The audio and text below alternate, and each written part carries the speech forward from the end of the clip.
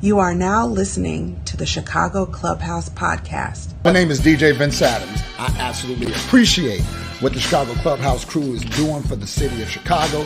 Hey, young world, what's good? It's your boy Bernard Varian, a.k.a. B Twice. What up? This is Rasheed Davis, former Chicago Bear wide receiver. Hey, my name is Lemuel Stinson, a.k.a. Lemonhead, formerly of the Chicago Bears. What's up? My name is C.J. Watson, former Bulls guard and bench run creator. This is two-time six-man all-star baller Ricky Deuces Pierce. What's up, people? This is Chicago radio legend Rick Party, the voice you hear everywhere. My name is Pee-wee from the movie House Party. This is Megan Martinez from the Good and Plenty podcast. Hey, this is Bubba Ball from the Shits podcast. Hey, this is Nika from One Shot Wellness, Reverend from the ATL, dropping some drips on that Chi-Town Clubhouse podcast. This is Sherry, and you're rocking with the Chicago Clubhouse podcast. You are now rocking with the Chicago Clubhouse podcast. You're now rocking with Chicago Clubhouse podcast. And you're rocking with the Chicago Clubhouse podcast. And you're rocking with the Chicago Clubhouse podcast. Where they think they know everything. Where they think they know everything. Where they think they know everything. Where they think they know everything. Where they think they know everything. But they don't know shit. But they don't know shit. But they don't know shit. But they really don't know shit. But they really don't know shit. But they really don't know shit. But honestly, they don't know shit. Hey, I smell something. I smell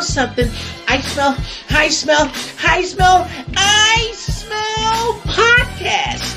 The Chicago Clubhouse podcast show.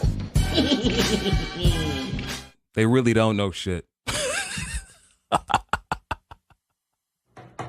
You already know what time it is.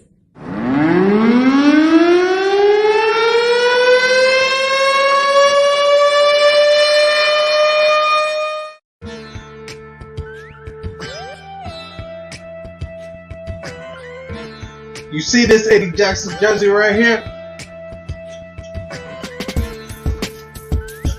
Take this. This dude literally just took my soul. So I didn't like playing with Brett Favre at all. You could have waited until the draft if you wanted to look at another quarterback. You didn't have to sign Andy Dalton, who is really nothing but a backup. Evander Holyfield is 58 years old. What you want to fight a 58-year-old man? But man, he wants to keep fighting. Because he want to fight him. Okay, it's an exhibition. But yeah, it's an exhibition because this ain't Drago and Apollo Creed, man. Ain't nobody about to. Man, Martin and Tommy Hearns was an exhibition. You saw what happened to Martin. This could hurt.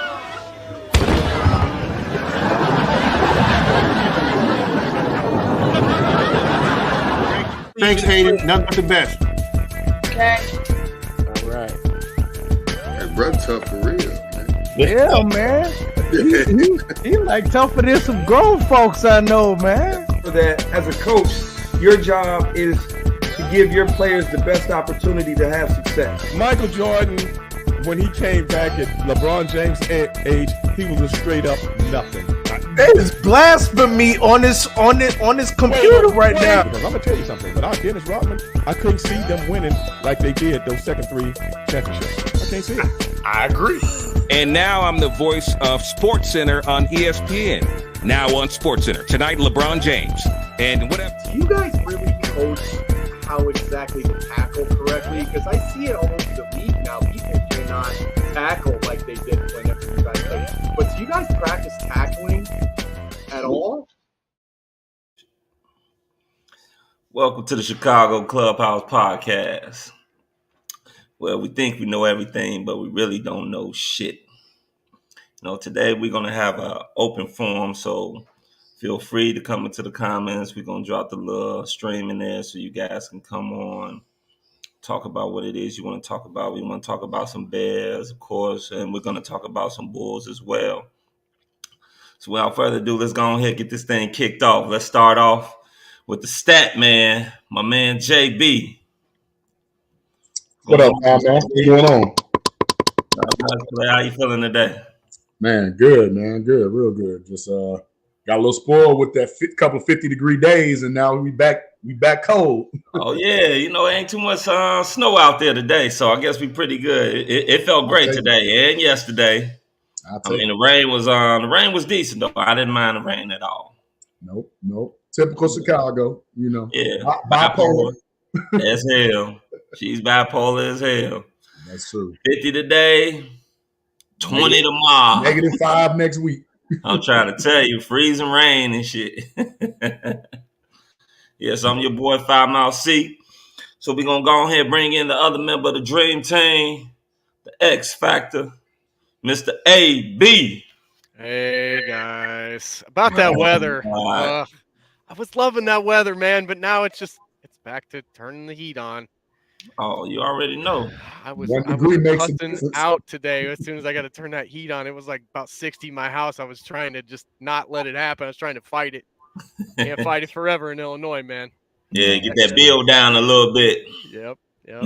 Definitely true. Facts. Yeah. So we're gonna talk about, some Bulls, some Bears. Love the All-Star weekend except for the dunk contest. Okay. God, that was garbage. Hot garbage. A couple things. Talk about the Bears a little bit.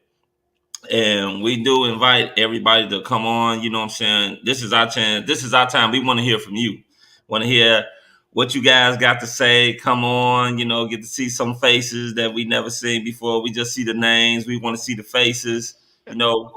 Get back to you guys. You guys make this show possible. So we here for you guys tonight. So let's go ahead and kick it off. What y'all want to kick it off? We kick it off talking about the Bears. Sure. Oh, yeah, absolutely. I want to start. Yeah, we can talk about them. So one thing that I've noticed is there's been a lot of ups and downs as far as people's feelings about how they put together their coaching staff. But now it's time to see what players are available. I know they picked up a couple of guys on their practice squads and everything, but there's a couple of influential names still running around now. Before we get too excited, keep in mind, guys, you don't have but $44 million salary cap unless we do some maneuvering. Actually. Something happened. You got news. Breaking news. Down, buddy. That number went down?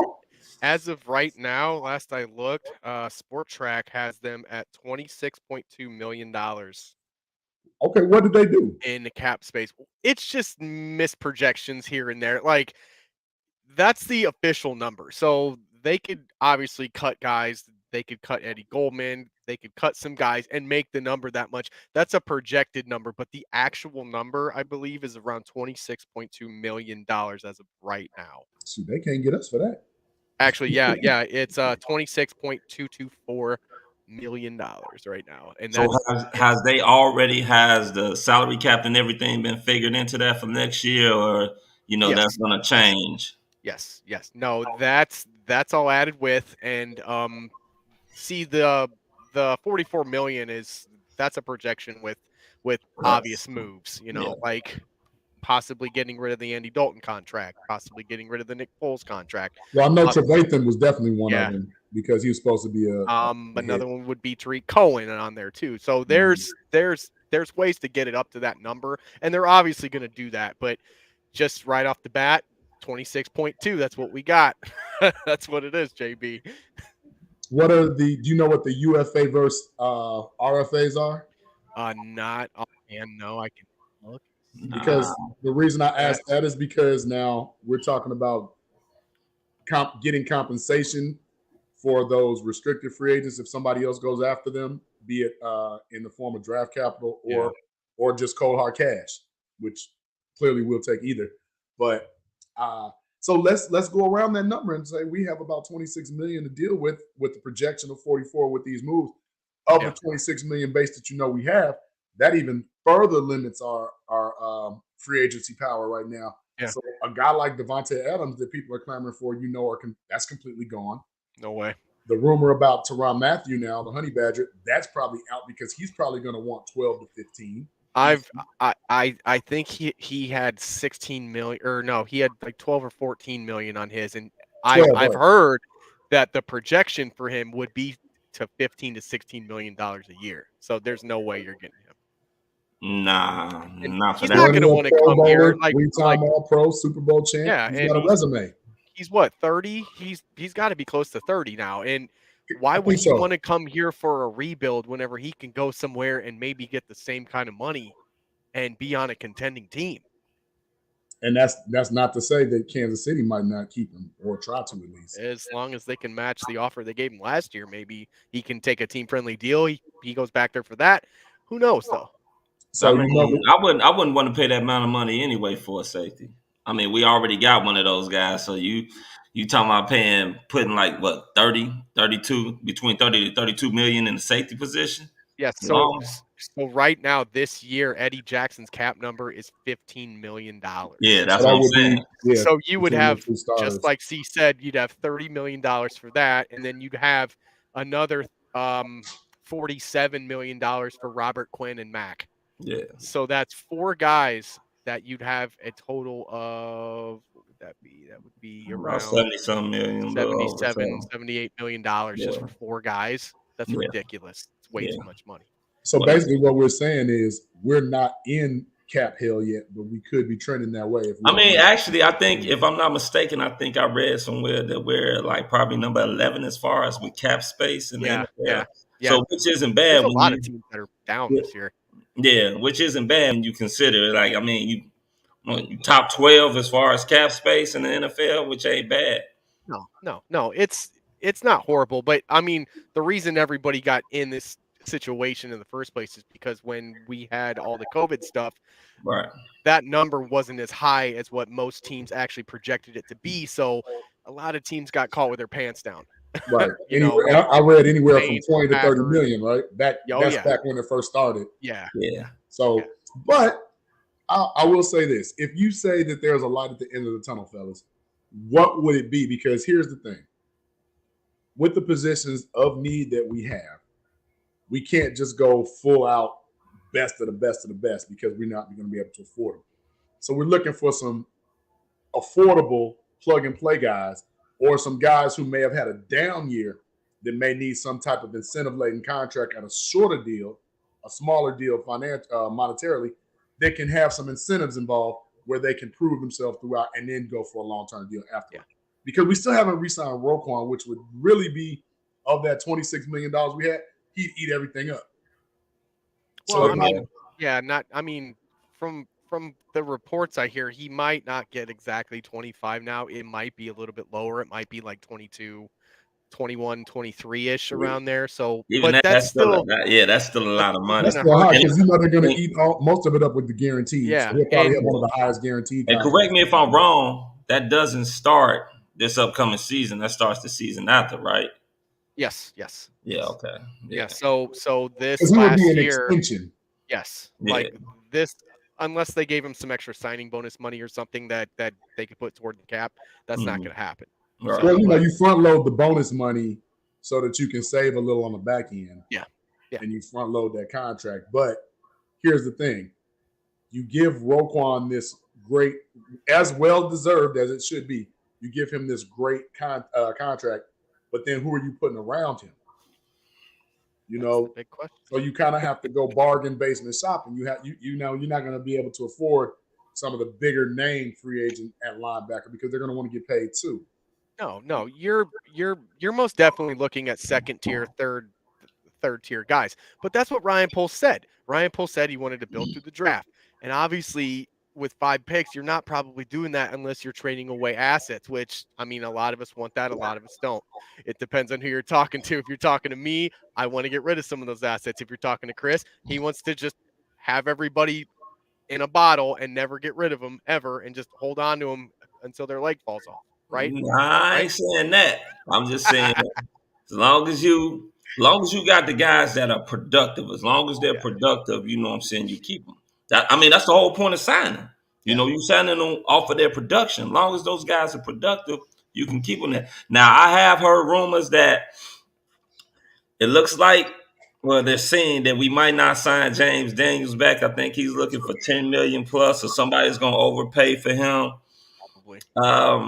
I like James Daniels. He's young, but I think, tell you the truth, I think Nagy and them screwed James Daniels over.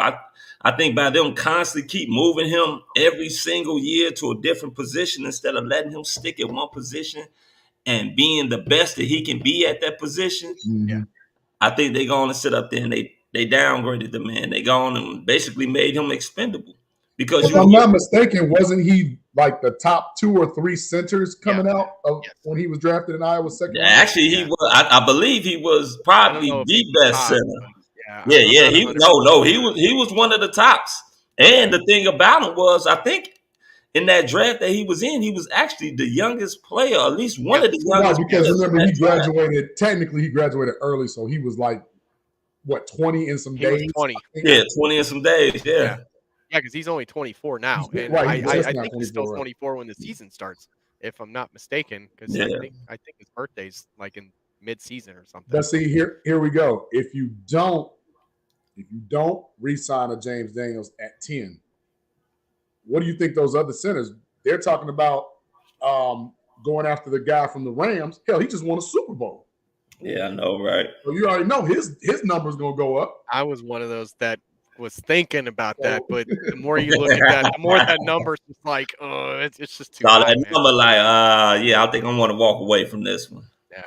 Yeah. It is what it is. That's the nature of this beast, and the whole James Daniels thing, the whole him having to move around. Guys in the NFL have to do that though, Chris. So the fact that would be what ruined him is kind of a bad sign to me. No, anyway. because this is the thing. You look at him. You had him at, first of all, y'all started him at center. You moved him from center. Then you moved him to left guard. Then you moved him back over there. You moved him to right guard. He was at right guard this center. What's this, his 4th year, I believe? Yeah. Yeah. So you moving the guy, you're not letting him get comfortable in a specific spot where he can sit up there and he thrives. When you moving a person along the line, that's not going to help. You're not going to get the best out of them. Let them get into a particular position where they can sit up there and grow and learn, and then you can see what you got in that player. Not sit up there and say, okay, he's a left guard this year. Oh, we're going to move him to center this year. Oh, we're going to move him over there to right guard the following year, and let's see what we got. No, let him stick to a certain position. Let him learn that position, see how he dominates, because when you get injuries all over the floor, though, man, like you can't really always do that. Sometimes you just have too many injuries, and out of necessity, out of that, you have to move a guy to one. I tell you like this, out of necessity, they sit up there and they kept Mustapha's ass at center for 2 years. Garbage. Exactly.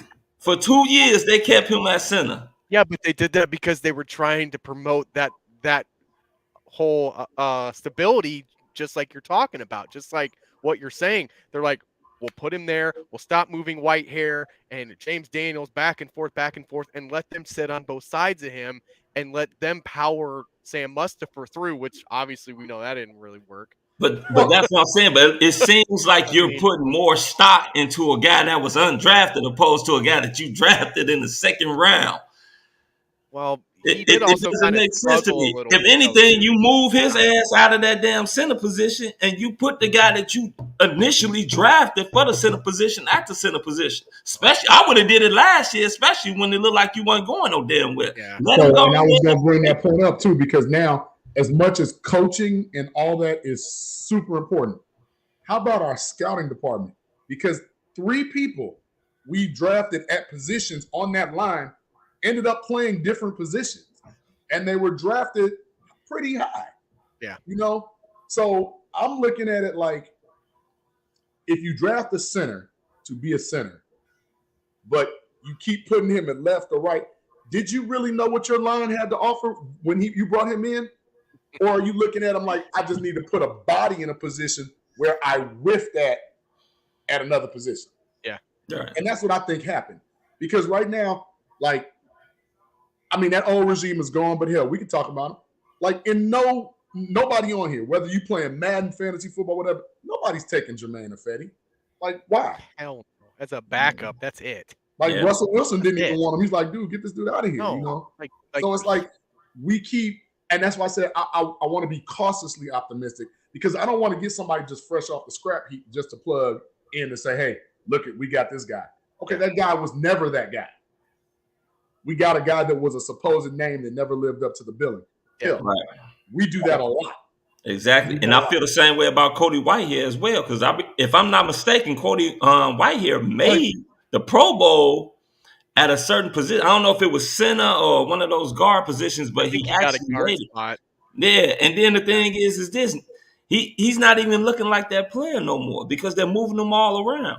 Now you're talking about a guy like Larry Bourne. They're talking about moving Jenkins to right tackle, trying to get Armstead, bring him over, have him play left tackle. Do you really think Teron moving Bourne to right guard?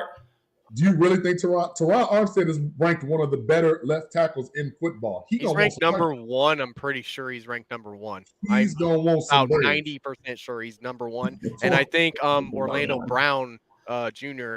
Yeah, but he's from Kansas City. He's a free agent too, but they're probably gonna get him. Oh, yeah, they get him. Right. But, I mean, you looking at him, you looking at a guy like Trey Turner from Pittsburgh. Like, these guys are not gonna come over here for $5-6 million, guys. They're gonna want some money. Yeah, I mean, they definitely are gonna want some money. That's the name of the game. You're gonna look better at like guys like what's his name? That guy from Jacksonville that everyone's talking about. Cam Robinson. Cam Robinson wasn't bad though. No, but that's the kind of tier guy that we're probably gonna end up getting at that kind of position. That's kind of the route I'm saying. I don't mind a Cam Robinson. I'm okay he had with a good running game. I wonder what he got in a contract last year. I'm gonna look that up. Well, but you know what though? Jacksonville just got a new coach too, so I wouldn't be. Peterson might say, "I need you," because he might want to get his guy too. That's another thing. Okay, so last year he signed a $13.754 million contract, so that's probably a little bit too high because if we're going that route, I mean, well, that's 13. That's 13 a year, right? Yeah.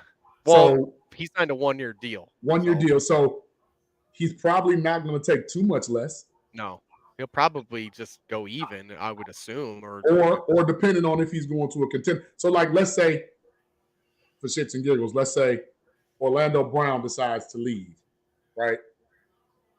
You don't think the Chiefs would offer Cam Robinson 12 to 13? Of course they would. Yeah, of course they would, and they'd save a couple mil. They have the money too, probably. So, and that's my point. So, we're getting closer and closer to that purgatory word that we really don't like to use around here, because you're going to have obscure players that are not top-notch guys. Like, if you keep Danny Trevathan, what's the point? Like, he hasn't played a full season, and I can't remember how long. Like, when he plays, he's productive, but he's always hurt. Well, it's funny that you said that because one of the knocks on Armstead is that he hasn't played a 16-game season in his whole entire career. So now you're talking about paying big money to a guy that hasn't been able to play a full NFL season. And now we add an extra game to that season? Exactly. Now you're talking about 17 games. So you're talking about one game paying a lot of money to a guy that may give you 12 to 14 games if you're lucky. Right. So and Danny T's probably gone. He's probably one of those guys that if you cut him after June 1st, it is they have a dead cap of $2.4 million, and the savings is 3.28. So they're saving a little bit there off of him. You get a guy that's hungrier money, not the same amount of money, but that saved from him you can use towards somebody else maybe in that position. But see, and that's why I said now you're putting your back against the wall, because now are you forced to sign Ogletree back? You kind of have to at this point. I mean, then you have to go draft one. Maybe yes and no. There's quite a bit of guys out there that there's some guys that you can get out there. Look at. I like Ogletree. That's the thing, guys. We don't want just guys. We always get just guys. You're only but that's the thing, though. You don't really guys have affordability right now. Exactly. Right, like you don't have enough draft capital. You don't have enough salary cap to make those. That's why that signing that they did today. That's why it goes back to your deal, Alan. One or two of those big hits, they got to go. That's one or two big hits. Which ones? Well, no, you're not doing that. I don't think you're going to be in this purgatory next year. So it's not about purgatory. I mean, because you look at it, you can there's still other guys, like you said, Trevathan, Cohen. If you don't sign James Daniels back, you got guys like who else out there that they said that if you cut Cohen after June 1st, It is a 1.75 hit, and you save $4 million. So he's an obvious cut post June 1st guy. He has to be cut because that's only then $3 million though. But I mean, that's just one person. I mean, it's gonna be some more people.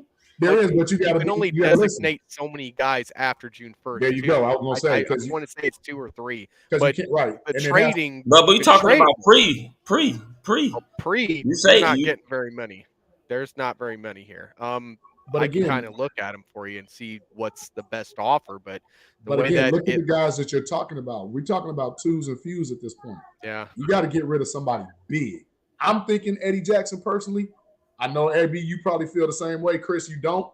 But the only reason why I say not Eddie because this you don't even save money by just cutting him. You have to trade Eddie. Yeah, you got to trade. Like cutting him is not going to get it. Like you can't. All right, check this out. 2 people. What probably 3 people for damn sure you can't cut because the dead cap hit is just ridiculous. And that's Mac, that's Eddie Jackson, and I think Quinn. Those 3 guys, you gonna have to if you were gonna do anything, you're gonna have to probably trade. If you cut Mac after June 1st, it's a $12.4 million hit, and you save $17.75 million. With Quinn, it's a $4.2 million hit, and you save $12.9 million. Now with Eddie Jackson is the one that you have to really trade because Eddie Jackson's hit would be $8.99 million, and you only get 6.1 back. But if you trade him after June 1st, it is different. It's a $3.99 million hit, and you save $11.1 million. But see, that goes back to your whole blow up thing. Trade that. You look here. You talking about? I know you keep talking about blowing it up, but you ain't getting nobody to come here. You blow it up. So wait. Can we get back to what Frank just said? Getting people to come here because you're not getting anyone to come here this year. You wouldn't get nobody. You don't have enough money. All you're getting is second, maybe second, third tier guys, man. Like they're going to play it safe this offseason. I promise you. No one's going to like what the Bears are going to do this offseason because it's going to be a bunch of safe hits, man. It's not. I mean, it is. But like I said, this team. Hold on, Chris. Go back to what Frank just pulled up. What about? So what he's saying is, in order to get rid of Eddie Jackson, we would literally have to give one of our picks away. Maybe. To somebody. I don't want to do that. I don't know about that. Maybe. That's a maybe. That's a good point, but I could see that there'd be a team out there that would go, oh, we'll give him a 6th round pick for him. We can turn him around easy. It was just the system he was in, or he needs a fresh start. There's a team that's going to look at that and take advantage of that opportunity. I put it to you. I put it to you like this, man. And this is there a market for Eddie right now, though, that we're not hearing? It probably is. That are needed around the league that everyone's looking at. I'm guaranteeing you that Eddie Jackson. I know 2 teams off the bat for damn sure that need some safety help immediately, and one of them is our former coach, Lovie Smith. Oh, Lovie, yeah. But definitely. If you get rid of Eddie, shit, I know another team that's gonna need some motherfucking help back there. Us. Yeah, but you're gonna have the money. You're gonna have some extra draft capital. You can go look at those things, but. Let's just stay put this year, just like we always do, and just go through another year of the same shit. And well, this is the thing we got to do. First of all, let's not act like this coaching staff that we just got rid of was completely incompetent. No, the coaching staff was not completely incompetent. Yes, it was. Side of the ball, they were fucking terrible. No. They were terrible. At the offensive side of the ball, absolutely. On the defensive side, even on defense, there were some things on defense. I mean, I like a few things, but Sean Desai, But I like our line. You got to also remember that Sean Desai was not the first option on the Bears that they actually won. It was actually Jay Rodgers. Yeah. Jay Rodgers that decided to take another position. That's the reason why Sean Desai got it. But what I'm saying is, I like how our D line played. Yeah. I loved how Roquan played. The problem is now moving into this new 4-3/hybrid, whatever. Now you're creating other holes on the back end that weren't there before. Yeah. That's what I'm concerned about. Hey, Frank, we have a link in the chat, man. If you want to jump on, we'd love to. Look, everybody. Hey, we have links in the chat. So if you guys feel free to go ahead, click on, come on. You know, we can see your faces, get the chance to chat it up with you guys to really understand, because I know how it is. You in the comments, you want to type so much stuff, but it gets kind of annoying, and you keep moving on, and it's just burning a hole in your soul. Yeah, we trying to catch up. I've seen you 100 times do that to us, man. Right, exactly. It's like enter. Right, exactly. Chris, calm down. I'm sitting over there pressing the backspace. I'm like, damn, they went on and moved on to something else. Yep, Frank. Hey, come on, Frank. We're waiting for you. Absolutely. Jump on, buddy. We'd love to see you. So I got to fill up his whiskey. So while we're waiting for Frank, hey. There you go. But while we're waiting for Frank, he continues to bring up very valid points. For all the crap that we're giving Eddie Jackson, when he was out, we were even worse. Yeah. So that tells a deafening tale that no matter what we do, trade, get somebody new, bring in a third or fourth tier, we're not going to improve. Like if we improve incrementally, and I look for us to improve on the turnovers, not the overall defense. That's got to obviously happen now. That's kind of, thank you. Yeah. But again, so if you look at the schedule, AB, do you have the schedule handy? By the way that you can pop it up? I can tell you who they're playing. That was kind of sweet. Yeah, so take your time. Tell you who they're playing. That'd be great. But the reason why I want to say, know when, obviously, because they don't actually release. Yeah, they haven't put the dates out yet. Well, no, we don't need the dates, but we know the conferences, right? Yeah. And I say cautiously optimistic because you have to be. But if you go 9-8, 10-7, and squeak into the playoff, that does us no good, guys. That's exactly what I say all the time, and that's why I don't want to go down this road. That's why I'm tired of going. But that's the thing, though. Like, what do you guys tell me this? And this is why I said it's not like this is the NBA draft.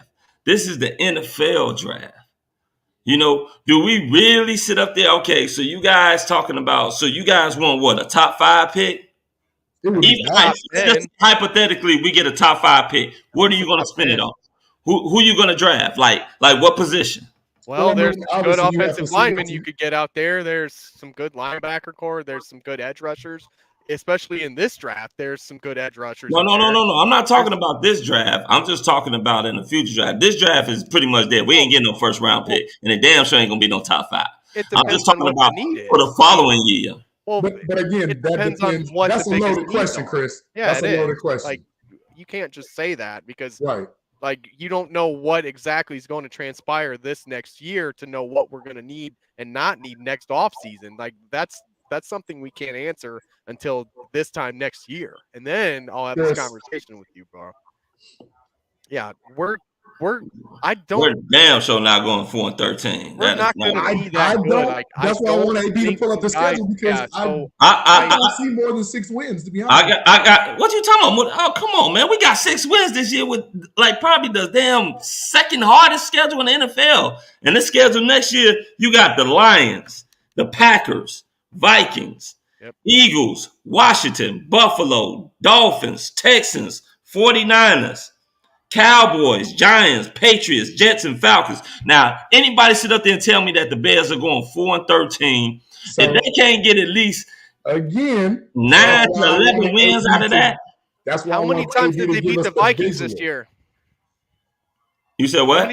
How many times did the Bears beat the Vikings this year? How many times did they come close to beating them? I mean, come on, man. We still look here. We still sitting up here talking about. Look here, your offense can't get no damn worse than what it's gotten under Matt Nagy. Hey, Chris, no damn way. Let me explain something to you. Those guys they're paid to play just like the people that they play against, right? They are. We always say any given Sunday, we always look optimistic. But when you look at it, some of those beatable teams, they're either in the same boat or they're a little bit further ahead. You have a rookie coach who's never been a head coach before. You have a defensive coordinator who last time he had that position was ranked 30th. You have a offensive coordinator who's a former quarterbacks coach who's never called plays. So all of these guys are doing this really for the first time. Yeah. That's going to take some time to gel. That's going to take some time. Tell that shit to Sean McVay. I gotta go. Hold on, no. Because see, this is the thing. This is why I get on you about, because you didn't want them guys anyway. See, I call you on your bullshit. Most people didn't. You didn't want them guys anyway. You wanted them? You didn't want them, so you're gonna downtrodden them and throw their ass to the water anyway, to the Sharks anyway. You didn't want them. You didn't want them either. Huh? No, but this is my difference. It wasn't my first choice, but I'm not sitting up here saying, "Oh God, we're gonna be so damn terrible." I'm willing to give these guys a shot. Did I say terrible? I said cautiously optimistic, but I wouldn't be surprised because I'm saying we got about 6 games. Hey, like I sit up there and say, JB, how much you want to put on it? Because you keep talking about this like they're gonna suck. I'll do my customary $100. We can do that. Okay, we can damn sure do that because 4-13 is not an option. I'm telling you, they're probably going to come out no less than 8 wins. So no less than 8 wins. When you get a chance, if you know how you put is the that overlay with Aaron Rodgers playing for the Packers or not? I mean, I don't give a shit if Aaron Rodgers playing for the Packers or not. Did you hear the schedule? You shouldn't care if Aaron Rodgers plays. That's 2 losses. Period. Okay, so like I said, you're sitting up here talking about the Detroit Lions. That's 2 wins. Nope, I say that's a split. Come on, man. How do you know that? How do you know that? With Jared Goff as their quarterback? Hang on. I have a question for you, see. I was actually going to ask you this before you brought up the Lions. Would you take the Lions offense over our offense right now? Hell no. They're ranked better. I don't care if they are ranked better. They still fucking suck. So their offense right now is better than ours. They have a better line than we do. Obviously. Do they? Yeah. Is it just this much, or is it just? It's more than what we have. I mean, I'll put it to you like this: do we not have injuries up and down our offensive line? There was no continuity there. Every team does. We got better running back. Yeah. We can argue shit. I mean, last time I checked, Jared Goff ain't blowing away the world. No, our running game is better than theirs. Super Bowl, huh? He went to a Super Bowl. Man, that shit was about 3 years ago. What are you talking about? And that's why they got rid of his ass. They got rid of his ass for the quarterback that they got now. That's from Detroit. I'm not saying he didn't, but I'm just saying he's better than any quarterback the Bears has had in recent years. Bingo! Shit, barely. Is he? Was he really all that much better than Mitchell Trubisky? We're not going there. We're not going to. Was he? We're not. Was he? That. So yes, he was better than Mitch Trubisky. No, I didn't say he wasn't better. I said, was he really all that much better? He really wasn't. Yes. I would take him twice on Sunday over Mitch Trubisky. What are you talking about? I would take JB over Mitch. He wasn't that much better. Now, if you would have said Matthew Stafford, if you said Matthew Stafford, I get it. Oh, absolutely. But I have a debate I was having the other night with some of my Bear fans with a brain moderator guys about Stafford and Cousins. Which one would you take? And I'm like, Stafford all day, right? But Cousins got better. I already knew this. Cousins got better numbers, like complete numbers. And that's what they kept saying. But I'm like, numbers can be inflated, guys. Cousins also has better wide receivers. I mean, come on. Who was Matthew Stafford throwing the ball to? Early on, Calvin Johnson. Wait, no. Wait, what? I said early on, Calvin Johnson. I mean, early on. Yeah, Calvin Johnson. Look at the receivers that he's been throwing the ball to. Adam Thielen. Yeah. Diggs. Jefferson. Come on, man. That's what I kept telling those guys last night. Hey, I was like, bro, are you serious? Is that even close? Great wide receivers. And you're going to say that he's better than Stafford? Calvin Johnson is in the Hall of Fame now. So what does it take? Like 4 years to get into the Hall of Fame? 5. Damn, come on, 5 years ago? Come on, man. Hey, Dave, what's up? No, yeah, that's what I was like. I was arguing with him because all they wanted to say was that if you put him on that team, he would be better than Stafford would be. And I'm like, that's not no way. They're like making him like you can't measure he's this. A top tier guy. I'm like, he's above average at best. On his best day, he's an above average dude. He's not in the not at all categories. Kirk Cousins is like probably he's like top, 8th or 9th. I was gonna say Kirk Cousins is probably top 15. Okay. Ooh, And hey! we I got don't even know if he top 15. That's No, he's definitely top 15. His I was number, gonna say like 8 or 9, probably. his numbers Like, show he's top Kirk 15. Cousins. yeah. Oh man. There's like 4 guys that are like elite. There's 4 guys that are good, and then there's above average, average, and then below average. I don't know And about then there's that Mitch Trubisky at the bottom. So, But ponder me this. hang on. We got a guest in here. Frank the Tank. Hey, What's up, Frank? What we How you doing? doing, buddy? Oh my God, you're a real person. Right. What do you And I'm know? not Jamaica either. I love it. Frank, we like to start off by saying what we're sipping. So I'm doing a little Jim Beam double barrel oak. Son of a, look at that, Jim Beam, JB, dude. We're like twins, dude. What the hell, man? Man, welcome to the family, Frank. I'm drinking some pina colada juice. Yeah. Pina colada in this freezing cold weather can really hit the spot, man. It makes you feel like you're in that 100-degree heat. Oh, he's very tropical right now. Yeah, I'm very tropical. I got Bud Light. So Frank, let's dive right into it.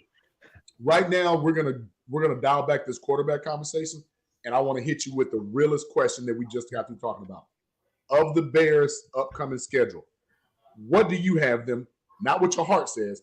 What do you logically have them as? This is a tough decision in this one. I mean, I could actually see them because I do feel like I have no faith not to agree with this cast that we have right now. I could see them above. You froze, Frank. I'd say that extra game now, so maybe 9-8. So you have them 9 wins, okay? Yeah. Yeah. I got them 500. I think Fields is going to make a massive improvement after hearing an actual coach say, "Hey, I'm going to build an offense around him," instead of dumbass Nagy who thinks he's Tom Brady / Patrick Mahomes that had a baby. Like, yeah, for real. It just made no sense. And so I'm glad you said that because now I want to poll you with Chris. When you have those 9 wins and you're predicating that on, I'm assuming you're looking for Fields to take like that Joe Burrow type of next step, right? We all would love that. I would take half of a Joe Burrow step at this point. Okay. Yeah, I agree. I agree with that. Give me 2,500 yards passing. Give me 20 touchdowns. We'll take that, But I'm just looking at it like I was telling Foulmouth. I'm not knocking them. I'm cautiously optimistic, but I also have to bring it to the point where these guys are still like they have to learn how to do this job. Oh, agree. And some of the guys they're going against, regardless of the names, like everybody has the Texans as an automatic win. I don't. You going against there's a no proven coach. Automatic wins in the NFL. I won't even say the Detroit Lions at this point win because you really don't know what you're getting out of this team yet because it's a whole new regime.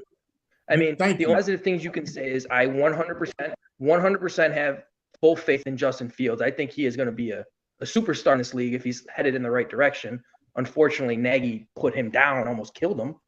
So, I mean, I'm sure this regime is going to learn from that. But the key thing, and I heard right when I got in, you guys chiming on Mitch Trubisky. I'm not turning down Mitch Trubisky, guys. I'm not. Mitch Trubisky, I have a feeling will be a starting quarterback next season. Where? I have an idea, but I'm going to wait. I won't rule out the Giants because his offense. Daniel Jones, huh? Okay. Yeah. Okay. The ball just went there. And I mean, they're probably going to give their quarterback one more year to finally prove to see what he can do.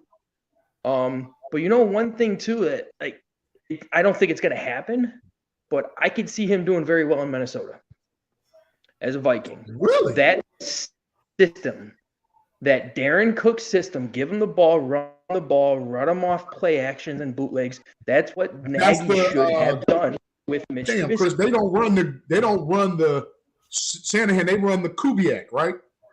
They run the Gary Kubiak system. Yep. Right. Mm-hmm. So I had 2. One of them is kind of like if nobody else becomes available, I can see him falling to Pittsburgh. But I really can see him going to the Panthers. And I tell you why. Matt Rule got to hit a home run or he out of there. I agree with that, but I feel like that's a death sentence. I feel like that's a death sentence. You send Mitch over there, you might as well tell Matt Rule you can start interviewing for some college jobs. But I can see him trying to say that he can fix that type of quarterback. They do have weapons. They do have weapons. They got Christian McCaffrey, and they have a decent line. Well, that's the thing, though. It's if Christian McCaffrey can stay healthy. That's one. That's what I was going to say. I mean, they Christian McCaffrey he's been hurt. Wait, that's the Saquon Barkley argument. It's the same thing. You're right. Not really. Yeah, Saquon's been hurt 2 of the 4. I mean, Saquon, he tore his ACL, but Christian McCaffrey hasn't really had like an injury that's been like that detriment. He's just been a guy that, first of all, you look at their build. Saquon is probably built to take hits. Christian McCaffrey looks like he's not too built to take too many hits. I agree. You know, I was going to say that too. Saquon is well built, and Saquon, I feel like, I don't know any other way to put it, but I feel like he has a lot more balls. He's actually going to work to get that knee back in shape and to get himself back in shape. McCaffrey is a beast when he's healthy, but he is somebody you can rely on anymore. Like honestly, you're talking about one. Everyone can make fun of me at this point. I would take David Montgomery over McCaffrey any day. So again, you're looking at durability. Well, first of all, you're looking at availability. That's first. Yes. Second, you're looking at durability. But on my durability scale, I have 2 different SKUs. Because one, Christian McCaffrey, if you notice, most of his injuries are like hamstrings, muscle pulls and stuff like that. He hasn't taken that big hit that just put him out. Whereas Saquon has had that happen to him twice. And he's had a bicep, he's had a shoulder, and he's had a quad. So because he feels he can take those hits, he's less elusive than when he was at Penn State, which I don't know if that has to do with line play or if that has to do with just him, like you said, he got balls. The line does suck, so that line isn't like the best at all. And I think the thing is with Saquon, we'll probably find out how Saquon really is this year. I mean, he just coming back from an ACL injury. I mean, there's not too many players, if your name is not Adrian Peterson, correct, who comes back from an ACL and sits up there and goes ham for a whole season. So, well, but this is not fair for him too, because now you have a new coach, a new coaching staff, a new playbook. They don't know what they're going to do with Daniel Jones. That's why I said I like what you said when you said Mitch could possibly go to the Giants. Oh, he will. I can see that. Yeah, I can see that because Mitch and Daniel Jones are not that dissimilar. They're really not. Exactly. I think Mitch is. I can see him going there. If he going there, he's going to go there and possibly be the backup, but they might just have an open competition. Depends on how ownership feels. They would bring him in to compete. He wouldn't go there just to be the number 2. They bring him in to compete. But one thing I know for sure. I don't know. I see.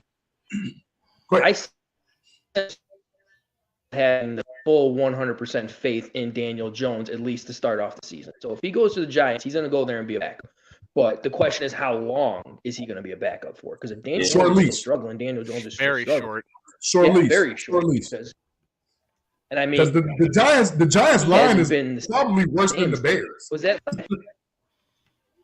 The Giants line is probably up there. Worse than the Bears, absolutely, it's up there. But I think the Cincinnati Bengals just came out and proved that an offensive line might not be as important as most people think.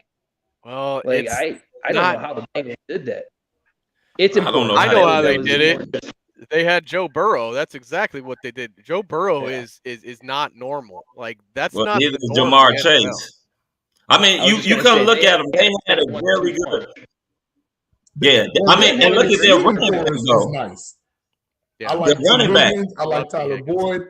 I like T.J. Ozama. Like they had a pretty good dynamic over there on offense as far as their skill position players. Yeah, Joe you got T. Higgins, like you said, Tyler Boyd, Chase, and Mixon. He's one of the best running backs in the league as far as running and catching.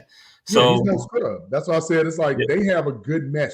But I like Zach Taylor. I do, because he comes from that McVay tree. But would you all look at me differently if I said Joe Burrow could end up being Dan Marino? Well, I can see that, or I can see him being Tom Brady. I can see him being one of the two. Yeah, I mean, their You can go either way there, isn't man. really known for like being Joe Montana that great. So they're not. I think this next year is going to really prove about what Burrows can do. The coming off of what he just did. If he comes back next year and has a subpar season, then a lot of people are going to be like, "Hey, you just lucked out last year." I guess. I wouldn't count on it though. The league is going to readjust to Cincinnati. Like, Cincinnati's not going to just come out and blow everyone away because everyone's going to readjust to what they do, and you're not going to fix that offensive line problem overnight. Like, you're still going to have issues as long as they solidify those tackle spots this offseason. They have enough cap space to do that too. They need to solidify those ends, and then once they do that, they give him enough time. But that's the thing, though. They have the draft picks and the money to sit up there to make a big difference the next year. Yeah. So they really could knock that offensive line out the park next year. They really could. They can really attack their Armstead and Brown if they want to. Like I know that they're going to make a strong push towards those two, and they're going to put the money in it because they got the money right now. Because they definitely got the entire team is young. So let me ask you this though: their record, they went to the Super Bowl what? 11-6 or 10-7? I think they were 10-7. 10-7. 10-7. What happened to make them go 10-7 and make win the division? They're in. Aren't they in one of the hardest divisions though? Aren't they in the Ravens shit the bed? The Ravens shit the bed, and Lamar Jackson got hurt. Everybody on the Ravens was hurt. Everybody in the NFC North. I mean, AFC North shit the fucking bed. So I look at it again. You jump on opportunity. You jump on it, you snatch it, you take it. A healthy Lamar Jackson in it, I don't think Cincinnati gets out that division. Well, you know what? I can't necessarily say that because Baltimore went through so many injuries last year to skilled players that it might not even matter. I mean, remember, Baltimore was actually still playoff eligible up until like week 14. Yeah. 15, if I'm not mistaken. They still could have won the division. They could have, but it wasn't like Cincinnati was sitting up there like backing down. I mean, I didn't say they were, but question me on this though in regards to Cincinnati. How many games this year, including the Super Bowl game, did Cincinnati win when they went up against a very good defensive front? Eventually, when you have that good defensive front, like the Rams, and I mean the Bears, for instance, I mean that's when we had Mack and Quinn. I mean Tennessee front wasn't bad. Tennessee has a good one. And Tennessee was good, but I know where you're going with this, Frank, because technically, now again, if was a fifth, we'd all be drunk. But if Chris Jones makes that one sack, we're talking about KC in the Super Bowl. Yep. One sack.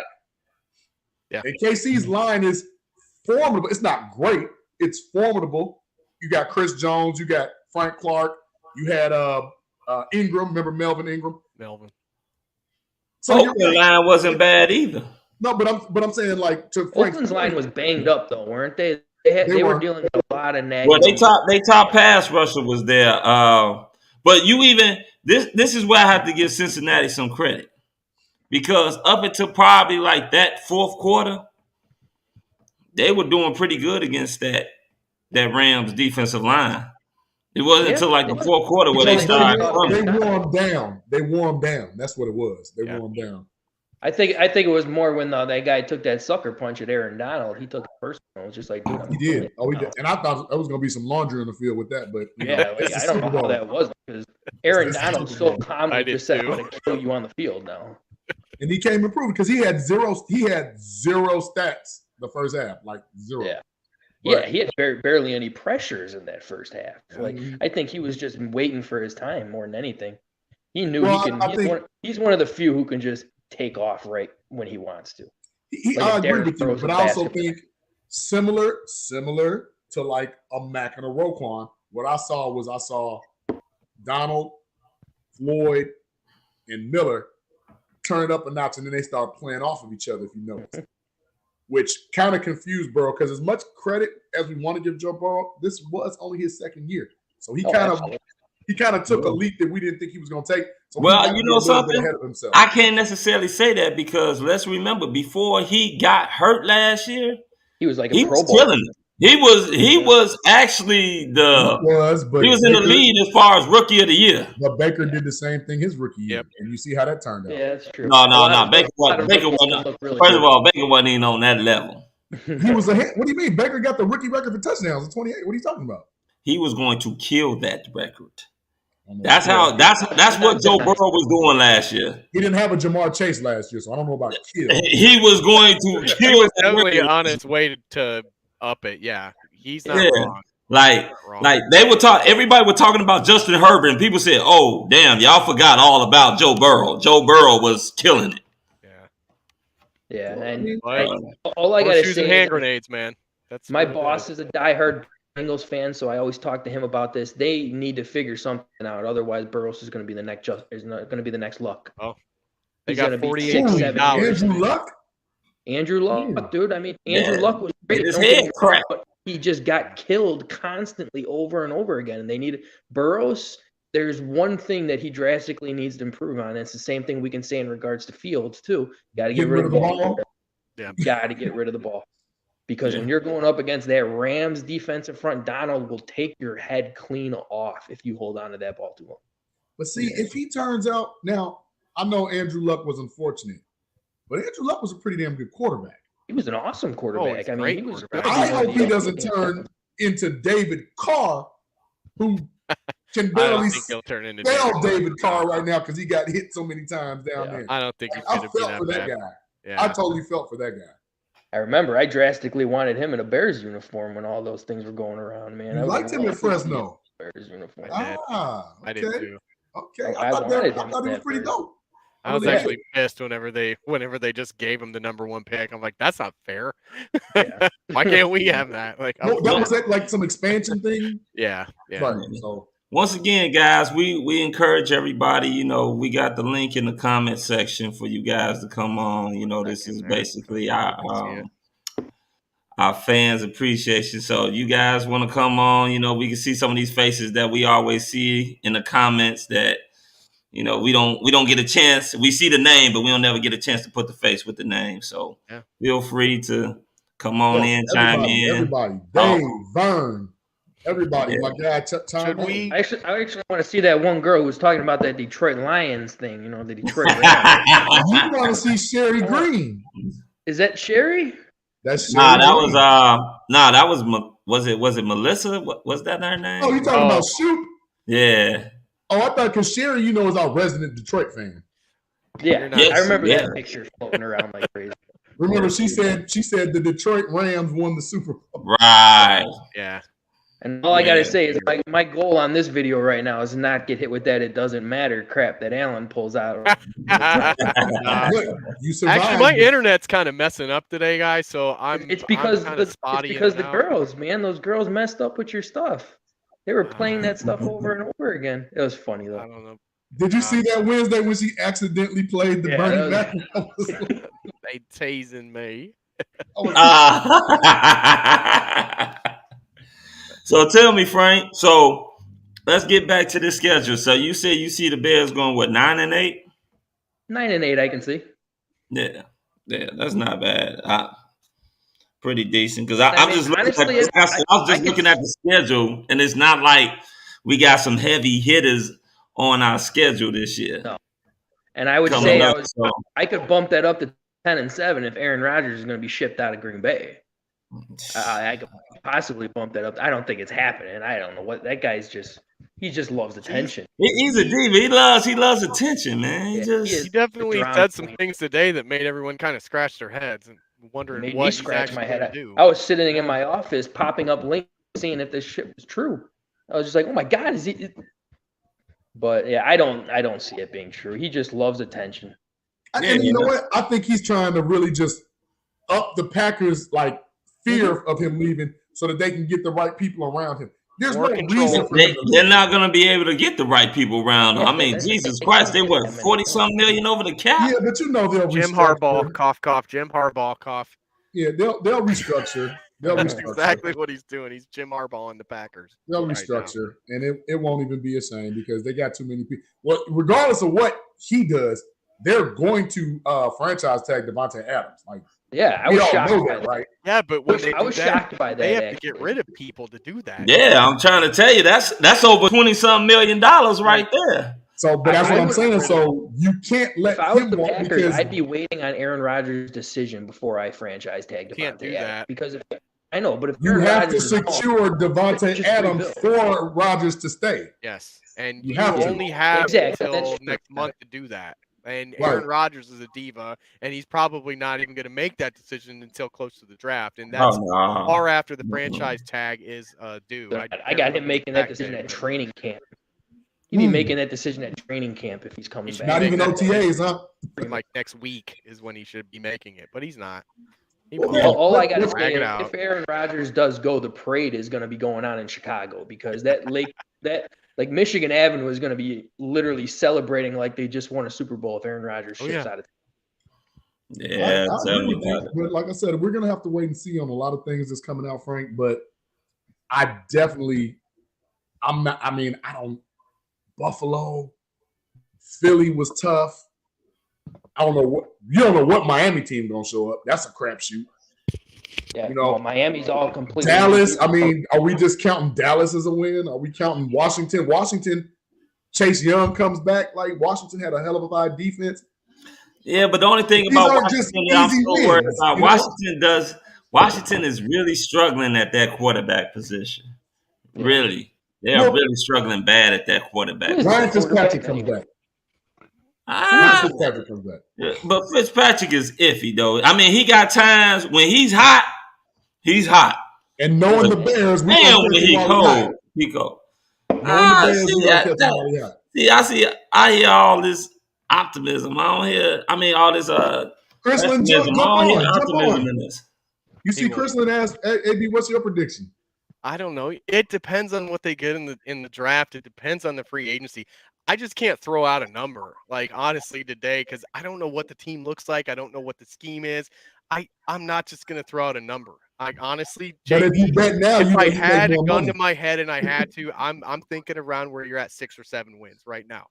But that depends on a lot of things. It depends on if Aaron's there. It depends on what they're doing with the Vikings. Are they going to trade Kirk Cousins? I've heard rumors about him going places now.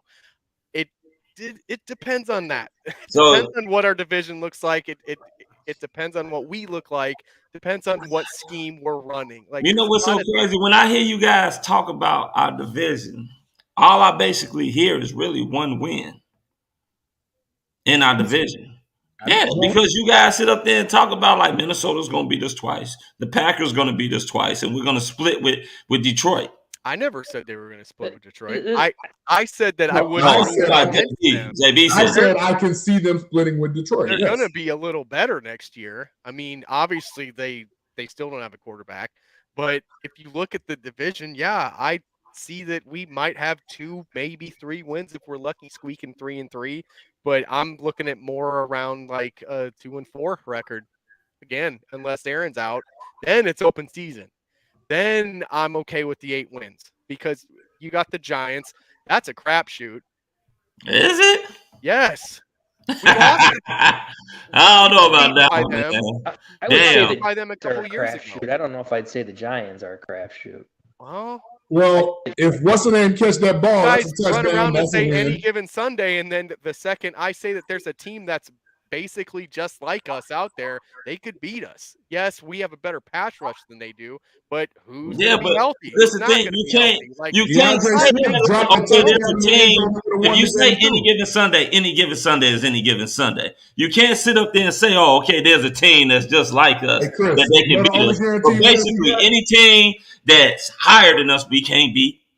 Hell, there's some teams that's lower than us, we can't beat. That's a fact. So everything sounds pessimistic. There's nothing that sounds optimistic. It sounds like you just like shit. Okay, we go. I'm not optimistic. As I'm not what optimistic. Huh? I am. Oh no, Justin Fields is going to be Mitchell Trubisky 2.0 according to these guys. If he takes a leap, If he takes a leap, then we're gonna out of be able here to do on something. that. I've never ever one time said that he was like Mr. Biscuit. Because I think he's gonna be good. Chris, we gonna cut you off. You keep talking like that, man. Nobody. Nah, I'm just hey, look, I'm just listening to you guys because nothing that you guys are saying is sound optimistic. Everything sounds pessimistic. Because I'm not Like optimistic. if he takes a leap, so Chris, tell me this: if he takes a leap, is look our at the record shirt not I'm going to be wearing. better? Look at the shirt I'm wearing. If he takes a leap, is our record not going to be better? Look at the shirt I'm wearing. That's not necessarily true. Don't ever say that. Well, we know if we get rid of everybody like you say on defense, shit, we know the record ain't gonna get better. We are gonna be 4-13. Here's the problem. See, Frank, this is what you love, Frank. Now you're front and center, your feet to the fire. You love this. And this is what we're gonna say, Chris, because you know, foul on you. Throw the flag, foul on you. Because we've never said that. But the problem that we're looking at is this. If I'm gonna have bullets. But if you figure that we are being cautiously optimistic by saying we're not saying we're going to be great, but we're also not saying we're going to be terrible. Well, that's kind of like what we did last year. So we're not in a different boat. We're in the same boat, just painted different. It's the same boat. Yes. Because everything is not proven yet. Bingo! Exactly. You know, I need to get one of those things because I'm gonna start dropping that shit on you guys. Let me get my hands on it because y'all gonna be jacked up in here if I get my hands on it. This is the thing. I'm just letting you know now. I'm giving out a warning. Justin Fields will take a jump next year because he can't get any worse than he was last year. But the thing was that wasn't all on him last year. That had to do with I will physically. The coaching was so bad last year, and they still ended up with 6 wins. But you got a guy who's going into his second year learning a new system already. You don't expect him to come out and be a Pro Bowl caliber. I didn't say that. Especially when all he's going to have is Darnell Mooney. And maybe a Cole Kmet, but we know how Cole Kmet starts. Juju Smith slow every year. That's what he has right now. So if you honestly think that they're going to go into the year with just Darnell Mooney and Cole Kmet, getting a bunch of heavy pass that shit that you smoking because I want some. It's going to be Darnell Mooney. It's going to be Cole Kmet, David Montgomery. Those are your 3. Everyone else in that are just guys next year. It's going to be the third-year wide receivers, just like last year. Because guess what? Thank you, Bullets. That's a pretty damn good 3 right there, though, man. And when you're talking about David, because they ain't gonna be running goddamn curls all damn day. Who the hell will see that? I'm a Notre Dame guy. I followed Kmet all through college and everything like that. Nagy doesn't know how to use a freaking tight end to save his freaking life. Okay, but all right. And he had Travis Kelce. That makes no sense. He had Travis Kelce. What calling the damn plays? Hold on. He didn't call exactly. He did not call the plays. It was all Andy Reid in Kansas City, and stupid Ryan Pace didn't even realize that. So, which is why I was always scared. Go for it. Frank, who would you have in mind outside of those 3 guys in free agency, whatever it is, for us to get on offense? Who else would you have in mind? Sip it. Drink that. It doesn't matter who you are in mind. You mother F. You got me. Now I just drink the Hey, you didn't see him. He was lying. He was setting you up for that shit all along. There you go. I blame the just reel him in. Bro, you got to take a shot. Good job, Frank. Good job. I reel him in and cook him, man. That's what I do. I will take a shot every time you get me with that. Like seriously, Frank. Like seriously, no more buttons. Like, who outside of those 3 available would you want them to bring in? I always liked Juju Smith-Schuster. So he's kind of like Darnell Mooney, isn't he? He is he's bigger than Darnell, though. He's taller. Juju's, I think, like 6'2", 6'3". I think Darnell 6'1", 6'2", yeah. He's 6'3"? I don't think he's 6'3". Yeah, I think he's like 6'1", and he's 6'1" and 7'8", so you might as well call him 6'2". Okay. I'm curious. But honestly, I'd be more concerned about my offensive line than I would be on wide receivers. And I was watching the David Kaplan show earlier while I was at work, and he made a very good point. What if you do go out and get Armstead and Brown, and you're not going to be able to get any wide receivers and Brown? You're going to be able to afford that. That'd be tough, hands down. But even if it's just one of them, I would rather go get one of those two than wide receivers right now. Because you could possibly, if your wide receiver does not come up in that early second round that you want, then you maybe even trade back and get more depth at wide receiver. That's what a lot of people people I don't think mind too. that, but David Bell and Chris Olave are more than likely going to be gone. They're maybe David Bell. You David might Bell get may David slip, Bell though. might slip, but Olave Olave, will probably I be am gone. so tired. Ever since Sports Mockery comes out and says something, everybody in the world jumps all over it and runs with it. Well, first of all, Olave is not falling to the second Olave round. is not falling to the second round. He Why might would not you get listen to past Sports 19. Mockery? Like, he's probably not going to be I don't know, JB.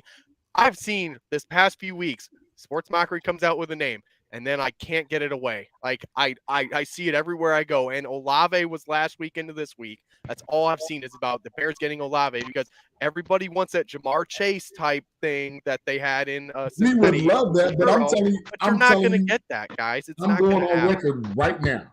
You're better off looking at their tight end. If Chris Olave falls deep into the first round, he's not getting past Arizona because they got to keep Kyler Murray happy. I don't think he's going to get to 20. I mean, 20. Maybe 22 at the list. Because they have to replace AJ Green. Yes. And they got to keep DeAndre Hopkins and Kyler Murray They happy. want firepower. I mean, you look at it like this. That's why I'm It's saying this. They still got what's the dude name? They still got Rondale Moore that they drafted from Purdue. He hasn't been. He hasn't. He was a fucking rookie. Come on, man. Yeah. You still got to give him a shot. Still got to give him a shot. Let's you hope he have makes to the jump. keep Kyler Murray happy, and you have to keep DeAndre Hopkins. The thing, the way Kyler Murray ass is going to be happy if they keep improving on that offensive line. That's where his ass is going to keep getting happy. It's not the receivers, it's not the problem. Or he may need a running back, a real good running back. James Conner was a Pro Bowl. James Conner had a hell of a year. Are they going to keep him again? Because he's kind of long in the tooth. James Conner's he got to only be like in his 4th or 5th year. Because he was Pittsburgh's running back. I'm saying, do you listen to what I say, Bullets? Bullets do you gotta listen come to on. the things He that gotta come out of come my on. mouth or not? Because, dude, I said that I see Sports Mockery and that I got to deal with it. I don't believe anything he says. Period. I don't like Sports Mockery. He's like an Aaron Rodgers website right there. I have argued with that dude on Chris, shows. you know man. what Sports I'm Mockery telling you, is? I'm not Sports a Mockery fan is of the him. onion. No, you know what? You are right. He is only 26. He's 26 years I know. old. I'm about to say, I know goddamn well. He ain't been in the league that long. Yeah. You're not. I mean, I wouldn't necessarily go wide receiver. He's such a jerk. I wouldn't go wide receiver. I mean, they got plenty of them. And then they got what's the dude named Kirk? Christian Kirk is he a UFA or an RFA? I don't know. I can't remember. And they still have Andy Isabella, but if something was screwy about one of those two. Something screwy was like they're on a restricted contract. Something is it might be Kirk because I think he's the guy that's up for free agency, whether it's restricted because I want to or say he got to be like in his 3rd year, UFA. right? Thank you. He's a UFA, Bullets. That's what I thought. So, hell, that might be somebody the Bears might try to target. I mean, you can put him in the slot. I mean, we don't need another slot. Who we got playing the slot? Nobody. Exactly. Well, exactly. We got Darnell Mooney. Right now, Darnell Mooney. Darnell Mooney is playing the slot and the outside right now. Shit, he's probably playing all 3 positions. You got Daz Mooney. That's all you got right Well, now. That's what I'm saying. You're going to get a bunch of dudes that are going along with those 3 guys, though. That core unit and a bunch of guys, man. That's what I'm telling you. I mean, I would try. Money to do I believe DJ Chalk is out there. Well, what's so bad about DJ Chalk? He's a big body receiver. He's gonna want some money. Shit, it can't be too much. More than we only got. They're not even. They're not even talking about him as like a top 3 wide receiver in the free agency market right now. I'm not saying they will, but I'll tell you what. Well, AJ Green is going to be a free agent, but AJ Green, he's a little long in the tooth. Oh, he's damn so long in the He's long in tooth. the tooth, and he's been injury prone. Yeah, he's been injury prone his whole We career. don't need no more injury prone guys coming here. Well, I We mean, need he's not availability. no Elshon Jeffrey injury prone or something like that, man. Like, he is. He's getting there. Yeah. His last 2 years in Cincinnati, he was injured, and he was injured this year.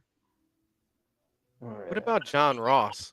I know that I John like Ross John Ross, has but he's had short. injury issues. But John Ross could be your slot guy. That's kind of what I was getting at here. But John Ross kind is of talking about who was playing slot. Zay Jones. There's your outside guy, right? Well, you already know how I feel about Zay Jones. That's a no-brainer. Zay Jones guy. Give him So, $4 to $5 million. He's coming. You go Zay Jones. You go maybe a guy like Ross or what's that kid from the Lions that what's his name? Raymond. You talking about Amon-Ra St. Brown? Amon-Ra St. Brown would be ideal, but I don't know if he's available. They're going to re-sign him. Yeah, they're not letting him go. No, he was their most productive receiver. Yeah. Vondez Scantling, I know he's got Gallup in there. Gallup was. And when he's talking about St. Brown, he's not talking about the one from Detroit. He's talking about the one from Green Bay. No. Not Acrimonious. It's his brother, Amon-Ra St. Brown. Plays Amon-Ra St. Brown is the one I want. From USC. Yeah. But he's not the one that's the free agent. That's what I'm saying. No. It's the brother. And if you want to look at that, speaking of Green Bay, Acrimonious, that's how you say it. Alan Lazard is available. You could get Lazard. I mean, he's a guy. He's a guy who. But that's all you're getting are guys, man. Like, I mean, he's a taller guy, but like he's not a guy. I think he's not a guy. Yeah, Alan, he's damn near a tight end. Yeah, he's a dude, man. He's like a couple cheeseburgers away from being a tight end. So. Yeah, I know. Yes, that's who we talking about. Bullets. The one from Green Bay. He's a. I always bring this up on the chat with you guys, and I know his name has just got brought up. What's going to hurt this team? I'm going after Elshon Jeffrey. Has he played the last 2 years? I don't. Probably not. I mean, he's pretty much got a glass lower body. The guy can't stay healthy. Then why waste your time with him? If you're going, why are you going to waste your time with a guy like that? If you're going to get him cheap, and then who knows, you might catch lightning. And then he's not going to play. Nah, he'll mess around. Yeah, mess around. I see what you're saying, Frank. Because if you catch lightning in the bottle with this guy, because he was a Pro Bowler for us, he was. So if you catch lightning in a bottle with him, but I don't think. At I what think price? Billy caught lightning in a bottle with him. It's got to be because cheap. lightning is all There's tapped no doubt out about that. So a guy like that is going to be cheap, but he's going to want incentives as well. If you want a guy like that, just bring him into into training. Sammy Watkins. Why don't you go get a Sammy Watkins then? Because Sammy Watkins is a guy like that. But Sammy Watkins is another guy that can't stay healthy. There's a lot of people exactly out my there point here. Like, if you're going to go get a guy like that, I'd rather have Sammy Watkins. Alshon is 32 years old right now. I don't know how much lightning in the bottle that you're going to get from him, Frank. He's done. He's only 22. Look at what Cordell Patterson did last year. It can happen. Cordell Patterson is a different kind of. But I'm saying when Chris said he's 32. Cordell Patterson has actually been playing. Alshon Jefferson. I'm not going to knock a guy because he's 32. I'm going to knock a guy because he hasn't been playing. I'm going to knock him because he's 32 too. Because you guys love saying that long in the shit. Oh, so now you knock a guy that's 32? No, hold on. No. You didn't listen to what I said. I said I'm going to knock a guy. I just got you again. Oh, come on. No, you didn't. Because I said if I'm like you guys, I'm going to knock him because he's 32 years old because he's long in the tooth. That's exactly what I said. See, you were trying to catch me, but I told you. If I were you guys, because you guys love sit up there saying he's on the wrong side of 30. He was teasing me. No teasing. But Chris, hold on, Alan, listen up. Hey, Chris, but what did you have in mind? Huh? What did you have in mind? It doesn't matter who you had in mind. I knew that was coming. Alan, I know it did. You right there. That's why I set him up. I'm like, oh, he's about to play this. I know exactly where this conversation is going. I actually agree with C on this one. So if we're gonna flip back to that, you're not trading no Cleo. All right, and it's mainly you're not getting what he is worth for him. Get a second and third round pick for him today. But what are you going to do? What is a second round pick going to do? You're going to save a shit ton of money that you can build your team today. If you offer not having this conversation for Eddie Jackson, I would take it. But Khalil Mack, Khalil will get you a first. No, he won't. Khalil won't get you a first, JB. He's going to get you a second and a third. Negative. Maybe, because remember, the Raiders throw a fifth. The Raiders were willing to give one first. No, I would have took that. No, they weren't. The Bears turned them down because they wouldn't give them first. I thought the Bears wanted couldn't get one back. first out of them. I thought the Bears wanted two first back. They were offering them the same exact thing that the Rams gave up for Von Miller. It was a second and a third, and they turned it down because they said they wanted a first. I'm not doing that. No. Exactly. A lot of people aren't. Me, this year now, knowing how our whole team is structured next year and the year after, and we have a new coaching staff, trying to build a whole new offense, changing the whole defense over, I am absolutely getting rid of him and building a new defense. But I'm calling Baltimore because he fit great in that system. Mess up. I'm not saying we're not going to get rid of him this year, but I would not get rid of him now. If somebody offered me a third round pick for him right now, I'm sorry, there's no possible way I would. No, not today. Absolutely not. He's worth way more than that. But that's what I said. Say he does come out first 5 games or something like that. He puts up 5-6 sacks in the first 5 games. Looks completely like he did last year. But you are still losing football games. Then you trade him, absolutely, because you're not going anywhere right now. But you might as well get ready for that. If there was anybody in my eyes right now that I would say trade, it would be Quinn. And so why do you think that's going to happen, AB? I don't think it's going to happen. You can't sit up there and try to say that that's going to happen, but then say nothing positive is going to happen. So everything that you're saying is negative. They're not going to be a good team next year. How do you know? Nobody gassed Cincinnati to go to the fucking Super Bowl, AB. I was going to say the exact same. 25,000 plus to go to the goddamn Super Bowl. Yeah. Did anyone see the Miami Dolphins win in the last 5 out of their 7 games last year? No. I had them beat New England because they always beat New England into the year. Yeah. Hey, they do always beat New England. It's just like Mitchell Trubisky Every year. Yeah, they always get New England. I don't know how the hell they do it. It just be the one team that just has your number. 49ers have Packers number. We pill for teams and cap on them. Minus 76 million.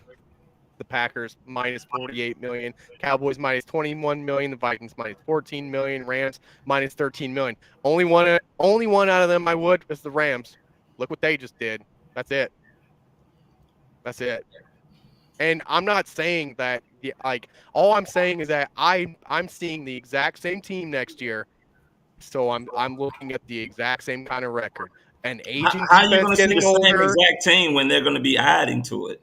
Yeah, I mean, if you had how much are they adding as your coach, how much are they really adding though? How much value are they adding to that team? I mean, that's what we're going to find out. We're going to find out, are they going to add another piece of the offensive line? When all you have is $26 million in cap space. Because this is the thing, AB. Find a top-tier free agent even. AB, did they not draft 2 rookie guys that they were real high on the offensive line that didn't get a chance to play last year because they wasn't healthy, right? Yep. So tell me this. Do you think those guys are going to be better than they were last year, or are they going to stay the same? I sure hope they're better. I don't know what they're going to be. Oh, God, here we go. I don't know what they're going to be. They got to be better than what they were last year. I mean, shit, they were fucking hurt. Even if they were available, they'd be better than what they were last year. So let's say Tevin Jenkins and Larry Borom are better. I said, let's say Tevin Jenkins and Larry Borom are better, like we all hope they should be. Mm-hmm. But you know what? No James Daniels. We don't know that yet. You don't know that yet. They are trying to. Yeah, we don't know that yet. Anything over Sam Mustipher's an upgrade. Yeah, fuck shit. You can put my ass at the center, and that'd be an upgrade over him. My point being, there's such a thing as cutting your nose off to spite your face. The Bears could be real close to doing that if they don't make smart moves with that limited amount of money that they have. Yeah. You don't need to hit a home run right now for one position and then totally piss on the rest of the team. They're going to play safe this whole first year. Everything's going to be playing safe. I mean, but let me tell you this. This is what you talking about. This is what AB's been talking about because he's been talking about getting rid of Jackson, getting rid of Quinn, getting rid of that. So you're going to get rid of your whole fucking defense to sit up there to do what on offense? So it's the same damn thing. Am I getting rid of Roquan or am I getting rid of Jalen Johnson? Roquan is one fucking player. One. That's a franchise player right there we're talking about, buddy. You get rid of everybody else. Who else you got on defense besides Roquan? Jalen Johnson, Roquan are what I'm building around. Period. End of story. That's not who I'm just going to continue to build around. What is Travis Gibson? Oh, we don't know because guess what? He's sitting behind Mac and Quinn. No, he's had his time this year. Mac was by the time he had his time this year. I'm not going to sit up here. First of all, it's not even close. He can't even hold fucking Mac's jockstrap. So Travis, he said he could. No, but this is the thing. Don't say that he did. Hold on. Don't say that he didn't get a shot. Because and he played well at the end of the year, did he not? He played well. He played all right. He played slightly better. He played slightly better than he did last year. Come on, don't make it seem like this man. Hold on, don't make it seem like this guy would have made the Pro Bowl or some shit. So time out. So Chris, how are you going to feel about Ryan Poles if he does do what AB's plan is? Are you going to turn your back on him? Nah, I mean the GM is his decision. That's what he want to do. That's what he want to do. But when AB brings it up, that's a bad idea. That's stupid. I think it is a bad idea. But that's what he want to do. That's what he want to do. You said trust the new regime. Hey, I am. Well, that's what he want to do. That's what he want to do. I think it'd be a bad decision, but that's what he want to do. But now you're double talking because you can't have the same optimism as you always like to cake and eat it. I mean, no, this is my thing. If they're going to sit up there, like you said, if they're going to blow the shit up, then they're going to blow the shit up. I wouldn't do it. But if they do it, then that's on them. That's what they're gonna do. And yes, and then I will agree and say their record will be 4-13 or whatever bullshit. Let me tell you about rookie mistakes. When your rookie GM comes out and says, "Oh, we don't need to rebuild, we just need to retool." Do you think that's what he really feels internally, or is that what he's saying for us? That's what he's saying to fans. I agree with that. Thank you, Frank. You know how many? Because he knows good and damn well that he got to make some monumental strides to get where his vision is. You know how many sacks Travis Gibson had his last 4 games? He had 4. He had 4. He had 7 total. He didn't even get to play half the time because of Mac and Quinn. So he was playing. He was the guy right behind him. What are you talking about? Backup. He's not getting all the big reps. He's not. No, he's not going to get all the big reps. Is he better than Mac or Quinn? No. Hell no. So why would you expect him to get that? Because you have to build for the future. Oh my! You don't just expect these guys to be great forever. Then you should have just set up this. Hey, Mac, sit your ass down. We're gonna put in Gibson. We're gonna see what he can do. I'm gonna be so excited. I've never seen you get this hot before, man. Like I said. Because he's talking ludicrous. He's sitting up there saying basically, let's just go ahead and dump Mac. Fuck him, dump him, and put in Travis Gibson. What he's saying is Travis Gibson proved that when he had his limited time to play, he was productive. That's what he's saying. See, I'm going by what I saw last year. I guarantee you this. If they get rid of Mac, I guarantee you Travis Gibson won't even touch 10 sacks. He had 7 last year on limited time. Won't touch it. They're not game planning for Travis Gibson. I'm sorry. They're not. If you sit up there and think they're game planning for Travis Gibson, then I really question your football knowledge. I never said they were. Okay, so when you start game planning for what you're saying is when Bullets just popped up and said Khalil Mack was hurt, that meant Travis Gibson got some pretty good minutes. It did. Yes. And he produced. You cannot. I'm not saying that the kid is a bomb. I just sit up there and said that I'm not getting rid of Mac. Now, if you want to sit up there and say, "Oh, okay, let's get rid of Mac. Let's give Travis Gibson go ahead. He won't touch 10 sacks. He had 7 on limited time. He won't touch. They're not planning for him. AB, how many times? Mac or Quinn are gone. They're game planning for Travis Gibson. If Mac or Quinn are gone, I will make that bet with you. Yes, chart please. this right now. Period. Yes, Whatever we can do that. Mac and Quinn gone. How many sacks will he get? No, with one of them gone. Oh, just one. I don't even need them both. Whoa, one wait a of them minute. gone. Even if one of them gone, it's not last year on limited Hey, Chris, time. guess what? When Mac was out and He Travis played Gibson well. came in, guess who they game plan for? He had Robert 2 Quinn. sacks in a game. Robert Quinn. It's two sides of the line. Robert Quinn. Come on, it's not still even Robert close. They game plan for Come on, man. Come on, man. Y'all crazy. Right. First of all, hold on. Let's get one thing straight. If they're game planning for our defense, they're not going to game plan for Travis Gibson. They're going to game plan for Jalen Johnson, Roquan Smith, Quinn, and then probably Eddie Jackson after that. And you can throw in Akeem Hicks. They're not game planning for Travis Gibson. Sorry, fellas. Hey, when he has 3 sacks in one game, that next week that team gonna be like, hey, what's this dude doing? Keep an eye on him because they might have something here. Every department does that. They're If going. you don't think they do that? If they game you're plan for delusional. him, he's not going to get 10 sacks in the season. Hey, guess what? Hey, so I'll be very What do you I'll be just very tell us surprised. earlier, Chris? How do you know? See, now this guy right here, he obviously doesn't know what the hell he's talking about. Talking about they not game planning for King Hicks, one of the best damn run stoppers in the damn league. Get your ass out of here. That's funny. They would You didn't game read plan what for he Hicks said. even if he had one damn arm. He said that they're not game planning for him when he never plays. That's When what he he's never saying. plays. What are you talking about? He was playing this year. He was And they're going to play him. They're going to game plan for him.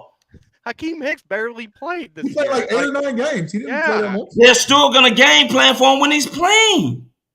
When he's They're not? When is that? Okay, even if it's when he's playing, they're still going to game plan for him. If you know that he's playing, he's going to get game plan. If you know that Travis Gibson is playing, you're not game planning for him. It's a difference. I'll be right back, guys. That's the delusional Bear fan. So tell me this: teams was game planning for Travis Gibson.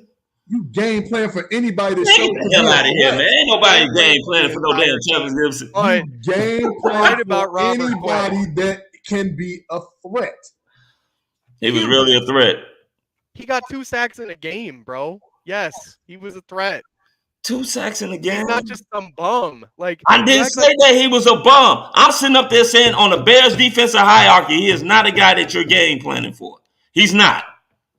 Now you're gonna sit up there and tell me that he's a guy that you're game planning for on the Bears hierarchy? Are you telling me that he's a guy that you're game planning for on the Bears hierarchy on defense? You can never be a good defensive coordinator for me because I'm game planning for anybody that's a threat. I want every single person's everything. I want to know what every guy does. But that's what it is, you know? I mean, so can we get bullets in here? What bullets you didn't went quiet?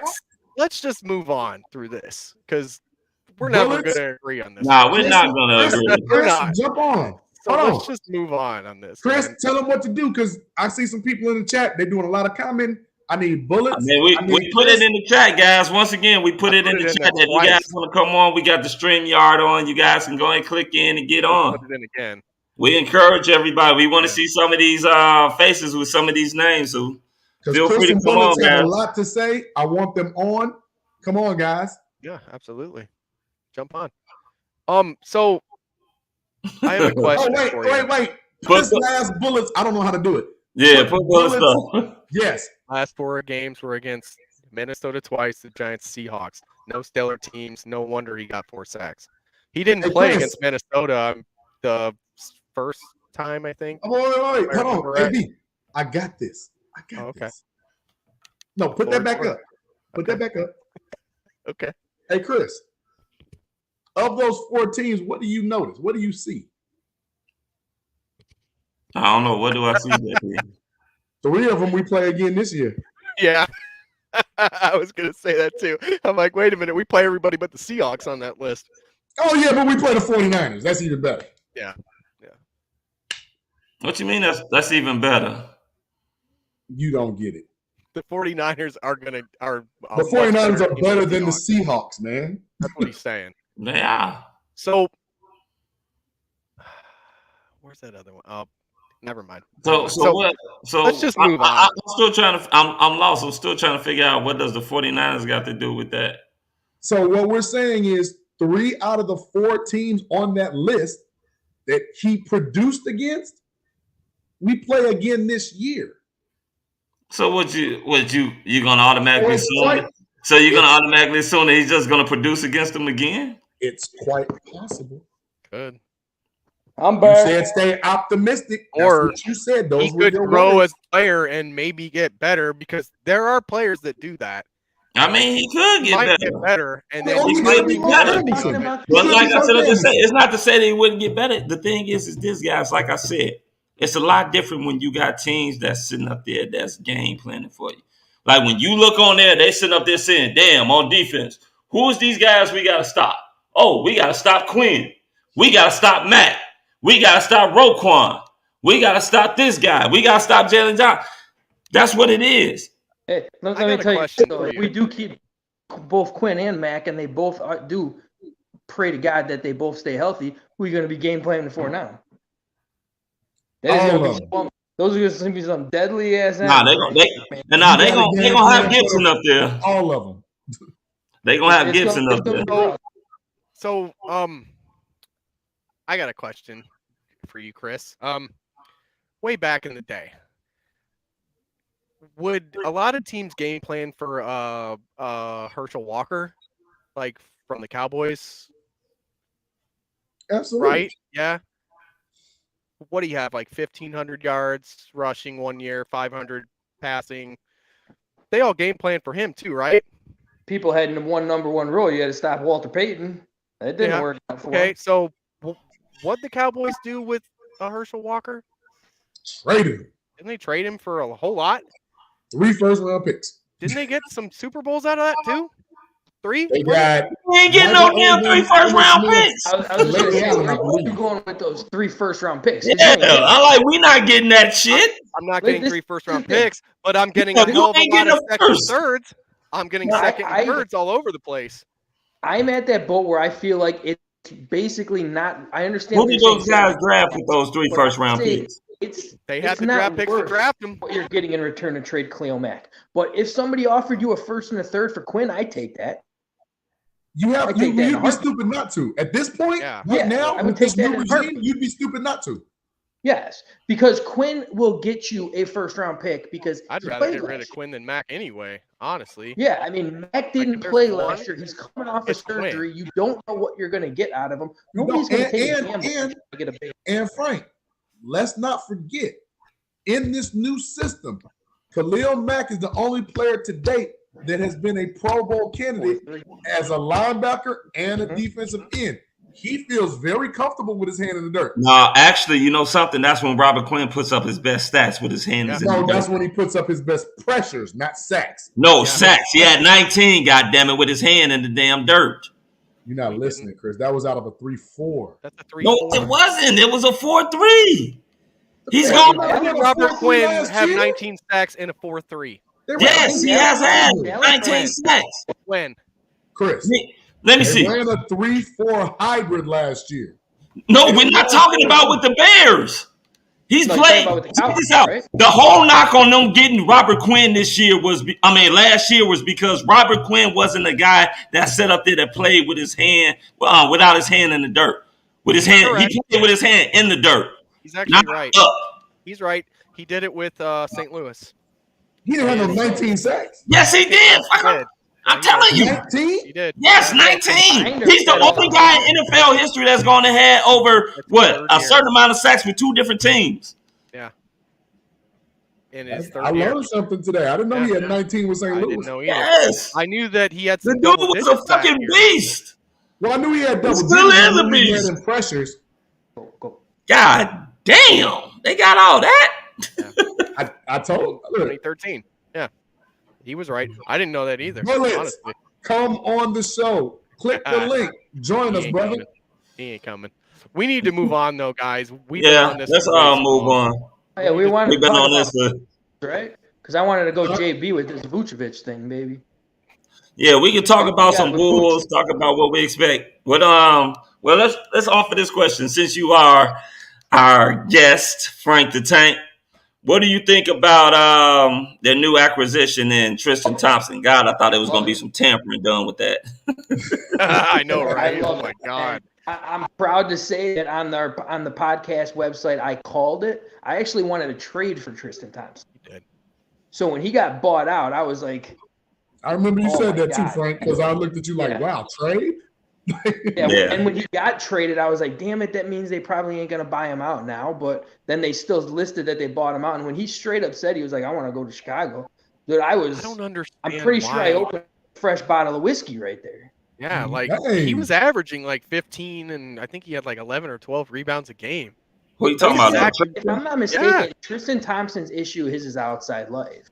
I don't think his inside basketball. It's them damn Kardashians. Some girls. Hey, man. Them girls are deadly. Whatever happened? You go ask Kanye about that. Where the hell is Chris Humphries? What Kanye's doing right now? Look, Chris Humphries is Hey, what about the Cowboys wide receiver? What was his name? God. I don't follow them girls. Nah, it was a Cowboys wide receiver that I think that Kim Kardashian was dating. He was actually decent. Can't remember. And then you don't hear from him no more. I don't know.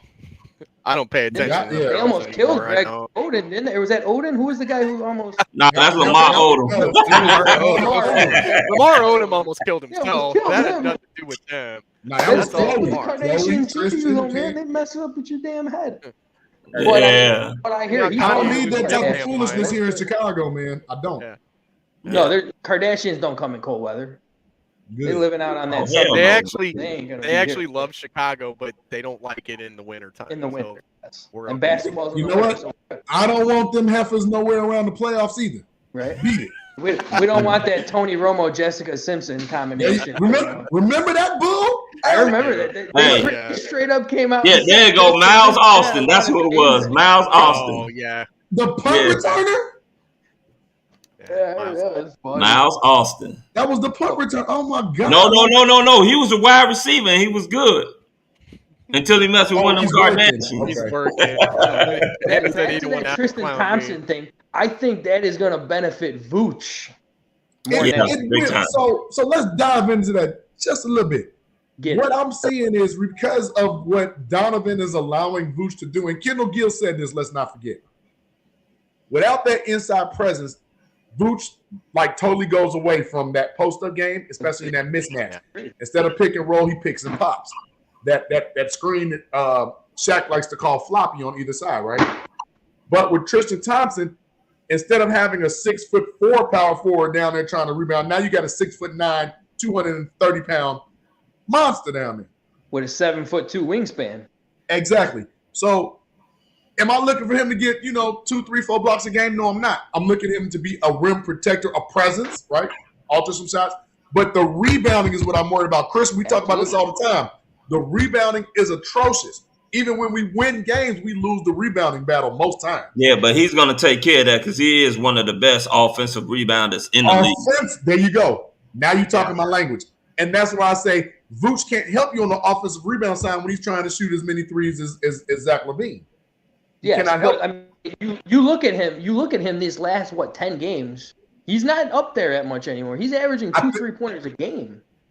But I mean, at the same time, it's because there's a lot of people not healthy. Yeah, I mean, once you're healthy, you're afraid. I think some of it was Billy Donovan noticing what the weakness was, but I also think some of it was who they're playing against too.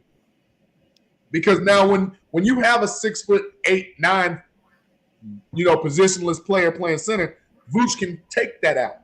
But when you're going against Lopez and Embiid and Bam and all, you got to go down. I agree. You have to. I agree. So that's why I say I think it's better. But what I want to see is this. Come playoff time, depending on the seeding, because maybe I'm wrong, but something's telling me the Bulls are going to draw the Nets. They're going to draw the Nets the first round. Something's eating away at me with, as long as we can figure out a way for I've been dreaming about this and everything, Frank. Something's telling me they're gonna draw the Nets. I hope I'm wrong. As long as the Nets are gonna finish in a top 3 seed. I'm going to tell you that right now. They're going to finish in the top like 3 seed. ninth now. They're like 7 like or 8 right now. now. If I'm not No, they're like 8 seed right now. But unless they don't right Kevin now, I mean, you're not. He doesn't come back. I I think he come back in 2 weeks, right? No, he says he's coming back after the All-Star break, from what I heard. That's now, but they got the rest of this week off. Like the first game is not until like Thursday, I think. Damn, is that true? Yeah. It sucks. I missed it. Right now, the Nets are the 8th seed. They 31-28. And you're not going to be an 8th seed with Kevin Durant on your team. All right. If they climb up to 6, that means they could possibly play the Bulls. I'm seeing them climbing up to 4. I don't see them getting to 6. I was kind of hoping that they're going to go on a run. Yeah, that's a lot of games, Frank. That's a lot of games. So you're counting, especially you're counting on Cleveland. New York. Hold on, you're counting on Cleveland to falter, right? They will. You're counting on Cleveland to falter, and I wouldn't be so sure about that.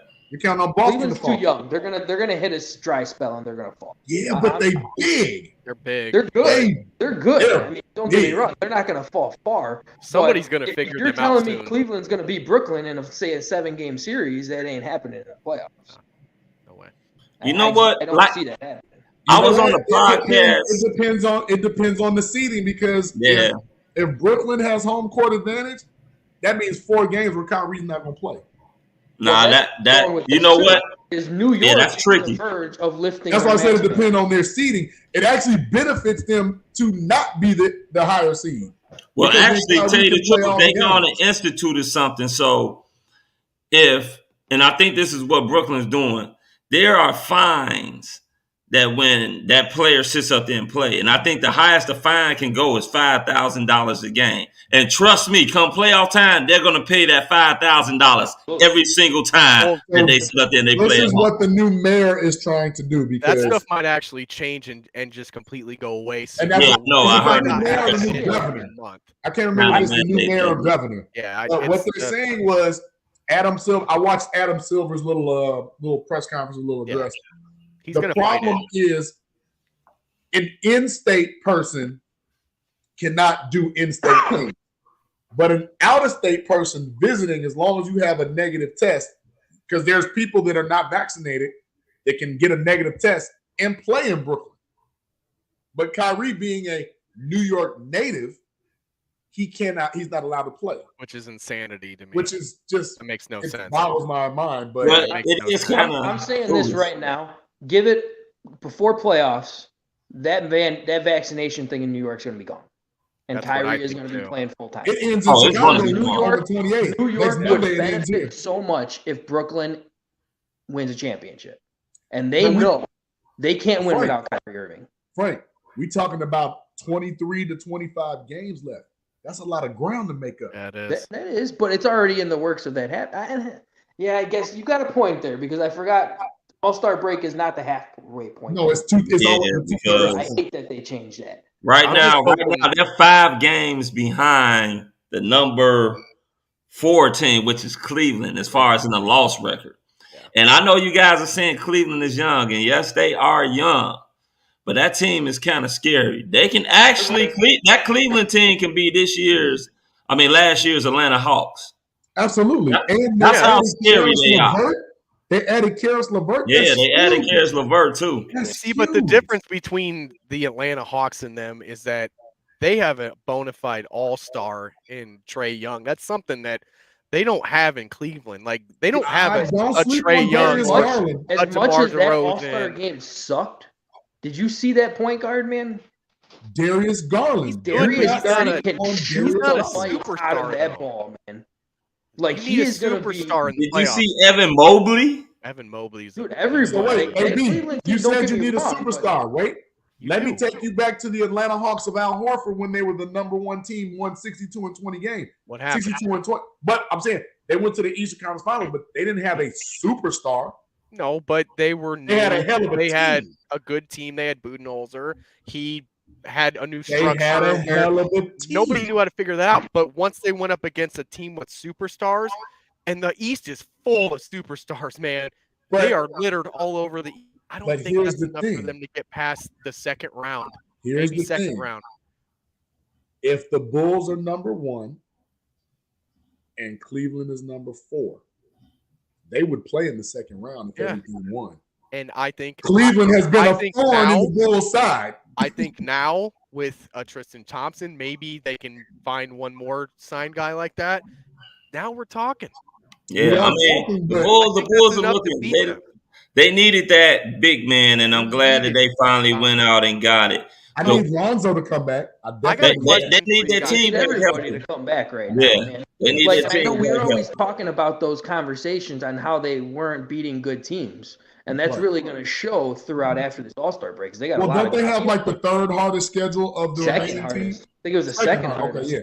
So, but I mean, the key thing is, out of all those games that they played against good team, they have never had a healthy lineup. Not once. They played 5 games. Like that's insane. I want to say that last game against Brooklyn was the closest they had been to being completely healthy, right? And I mean, you're looking at like how everybody's worried about them defensively right now. And don't get me wrong, you should be. But you bring back Caruso and Lonzo Ball on that defensive front, and even PW possibly coming back before the playoffs, man, that's going to be a shutdown defense. Yeah, and then also you got a guy like Green that can actually sit up there and guard guys that's actually his position. So, not sitting up there trying to guard guys that's got 7 or 8 inches exactly on what I was going to ask you guys. So now that you have a pretty good lineup, right? Do you have Tristan Thompson playing the 4 and Vooch the 5 in the would be the lineup, or in some cases? I think they're interchangeable depending on who you play against. Yeah. So because then you're not when you play Milwaukee, you're not going to have Vooch guarding Giannis. You're going to have Tristan Thompson guarding Giannis. Yeah. But that's the thing. Are you going to have Tristan Thompson guarding Giannis? Because don't get me wrong, like physical presence always. You're not going to stop Giannis. Tristan Thompson's not going to stop Giannis. There's not one damn person on this earth who is going to stop Giannis. Agreed. The key thing is you got to contain him. Yeah, but you just back off of them, make them shoot that jumper. There you go. And I was going to say, but Vooch got to worry about Lopez shooting the 3, so he's got to be on the corner. Tristan Thompson does not have the quick enough feet to stop Giannis from going left to right. And that's why I'm going to ask you next is with that second unit, even Javonte Green playing the power forward position. He can't stick. No, either. He can't. He's too small. He's faster on the outside against the but he's too small though. Are you talking about postseason? Yeah. I'd rather put PW on him than Javonte. Yeah. You don't. Because I'm not too. Javonte will give you more of that blocking. I'm talking that second unit. So then is second unit. So I'm gonna be honest with you. I don't play if all things play out like they seem to be. I don't play Patrick Williams right now. I don't. That's kind of what I'm getting to here. Because you got Tristan Thompson in lieu of an injury to Patrick Williams. Yeah. No. You got Tristan Thompson because you needed height. This is the thing. The worst kept secret on the Chicago Bulls is that Patrick Williams is coming back. He will be back. He's going to either be back late March or early April. That's so are you putting him at the 4, or are you moving him down to the 3 with the second unit? I mean, like I said, it depends on the matchups. Now, you can put him in there with the second unit, let him sit up there, slowly get himself going. But yes, if it came down to it between him and Devontae Green, I'm putting Patrick Williams on Giannis, not Green, because he's too big. He's too big. And if he get ahead of steam, it's over. Correct me if I'm wrong, too. PW's got like a 7'1" wingspan. Yeah. But PW stats when he plays power forward, he actually sucks. He's better when he plays. He sucked offensively. He sucks offensively. I'm not worried about him offensively. Hell, he's gonna. He's not aggressive offensively. So now you're saying he can as put that up second unit. I don't care. So as that second unit, are you really having him against Giannis, or are you just having him get his feet wet against Bobby Portis? No, I'm gonna have him. He's gonna get himself ready. I think he'll have himself ready and be for Giannis because you're gonna put him on Bobby Portis. Bobby Portis lives more at that 3-point line right now more than anything. That's my point, Frank. Because now, if Giannis sees Patrick Williams on him, he's going to the post. Forget all that out. He's going to, especially in the playoffs. I think I know where you're going with this. And you're not going to have. That's why I'm like trying to understand what lineups you're going to have against Milwaukee or against Philly in the playoffs, because there's there's some mixes in there now, but So would you rather have Giannis? Would you rather have Giannis in a post against Devontae Green or against Patrick Williams? I'd rather have him in the post against Tristan Thompson. If you're talking post, that's the thing though. He's not going to go to the post if Tristan Thompson is there. He's going to try to take him off the dribble. That's why you sag off and make him shoot the jumper. Yeah, then you're going to force him to face the jumper, and that's a win for the Bulls. So then, So then, is Billy Donovan playing a man defense or a zone? He has to play a zone. Wouldn't it be better to play a zone against the Giannis team? He has to play a zone because you're the expert, not me. I'm asking you. I'm wrong, though. When the Bulls played the Bucks not too long ago, we contained Giannis. Who's guarding? They played a 2-3. Who was guarding him though? It kind of rotated. Yeah, Green was on him a lot. You had Green a lot. You had. Green was on him a lot. I don't think Green played that game. No, I don't think Green played that game. You're talking about the one, not the one in Milwaukee, the one in Chicago, the one where I thought it was Jones Jr. who was mostly guarding him, and then you had. Okay, you're talking about the last game. Yes, the last game. Yeah. Okay, right. Because the other game, Derrick Jones was still hurt. Okay, so it wasn't Derrick Jones. I don't know. They had so many damn injuries. But again, he's this big. Yeah, but he contained Giannis, man. He forced Giannis. He played bully ball versus Giannis and forced Giannis to take those jump shots. All right, you're not going to block Giannis. It's not going to happen. So putting Tristan Thompson on him, you're still not going to block him. The key thing is that's where I always brought up PW, because PW's built like a wall. All right, I mean, he's not built like a Giannis wall, but he's going to make it difficult for Giannis. I'm not going to say Giannis. So what is Giannis, like 250? Oh, he's got to be more than that. Pete Williams is like 220. So we're talking about a 30-pound difference. And I we agree. We saw what a pissed off Giannis can do. When Giannis has that ball in the post, you know damn well he's getting double teamed every single time. All right, and the key thing is you have Caruso and Lonzo Ball back to guard that 3-point line and to make sure those rotations. Well, Caruso to me, Caruso has to come back because. Like, ooh, God, I hate that motherfucker. Ooh, excuse me, Mom. I'm sorry. Whoa.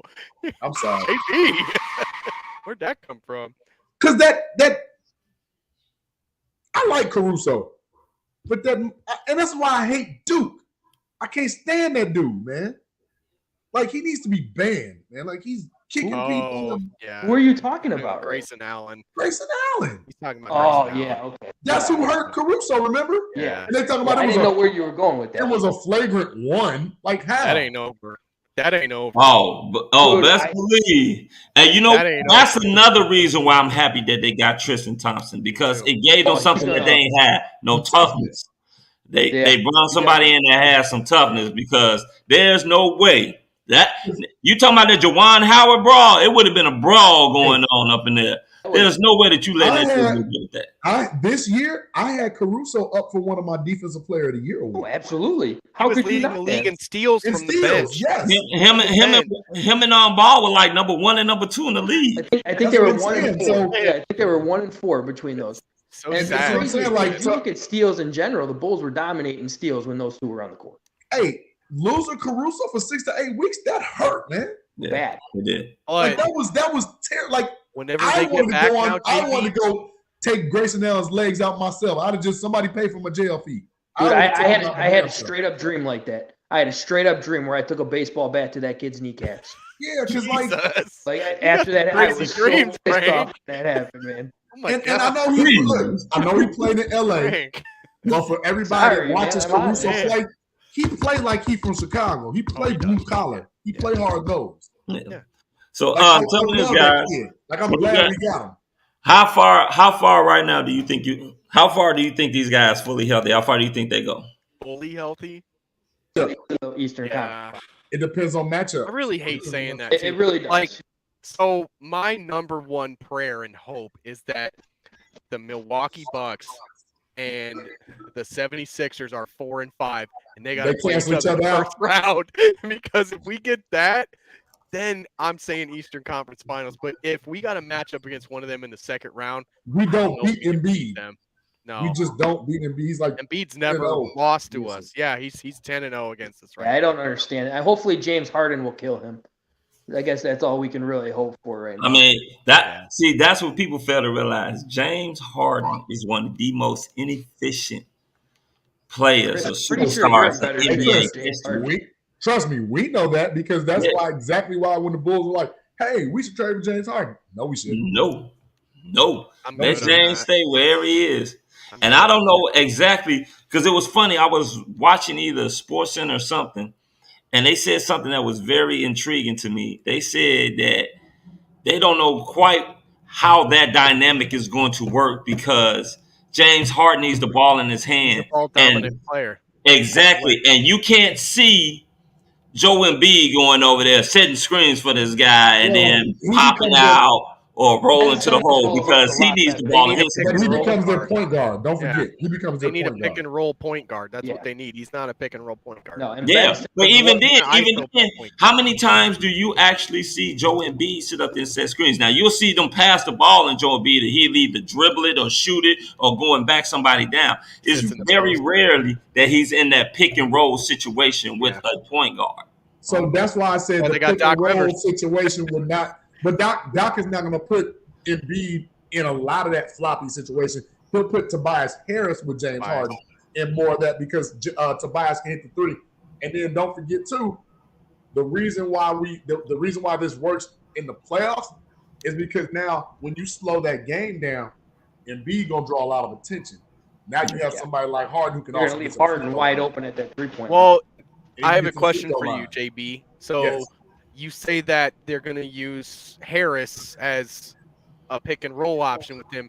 Does that mean Embiid's dropping back out to the 3-point line? So depends on what side they run the pick and roll. Up top, he flares out. If it's on either one of the wings, he has to either crash or he literally loops around for a wide open three. Which is something that Simmons couldn't do. Yeah.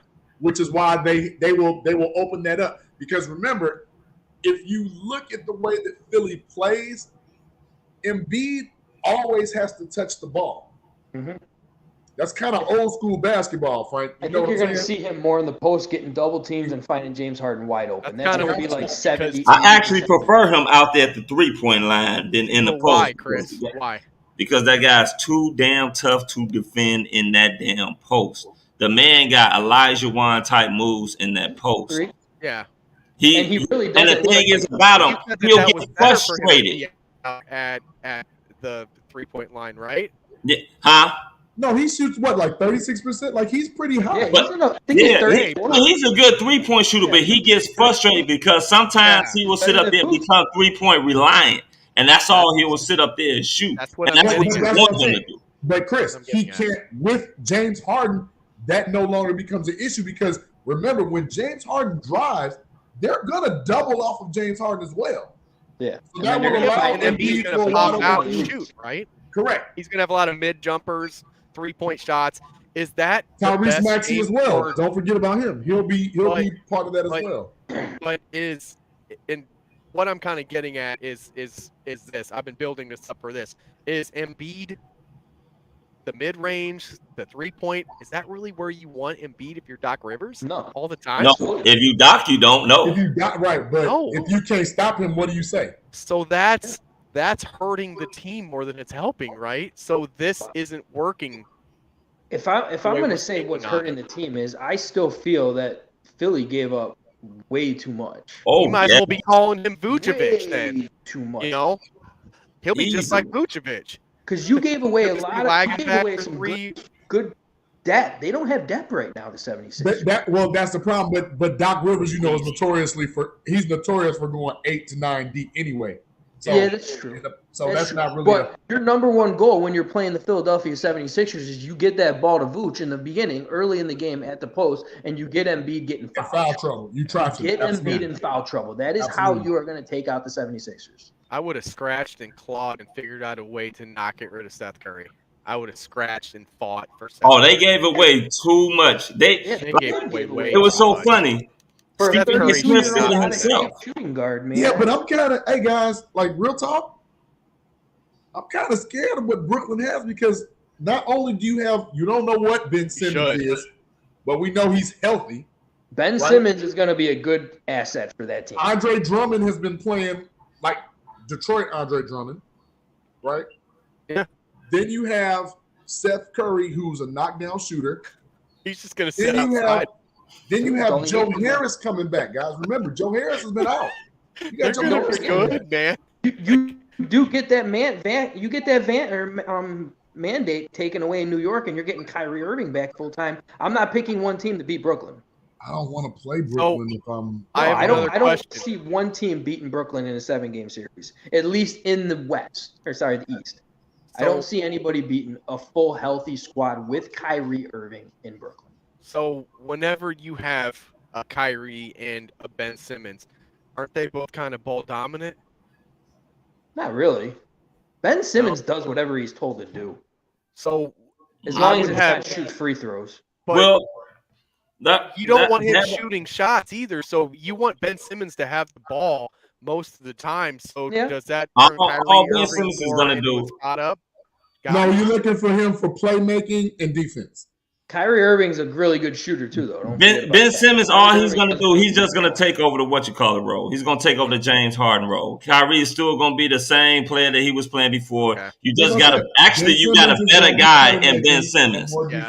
Yeah, he's going to give you more rebound and defense, and probably about the same about assists. Because that's one thing that you did not get from Brooklyn. You didn't get defense. And now you're looking at their height. One thing that they were suffering was height, but now you got a 6'10" guy in Drummond, 7-footer in Kevin Durant, 6'10" guy in Braxton.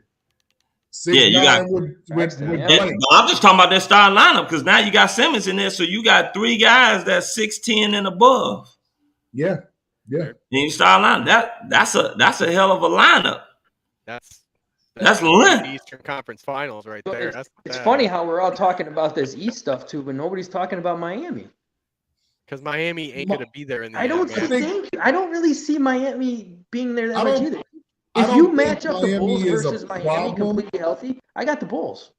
Well, I don't think Miami's a problem because Miami's like an old school team. Like they grind it out, hit shot. They're not as big as you know what Miami reminds me of. All right, go. Come on. Yeah. They remind me of what the Bulls used to be under like a Tom Thibodeau. Like, except they don't have that scoring guy like a Derrick Rose.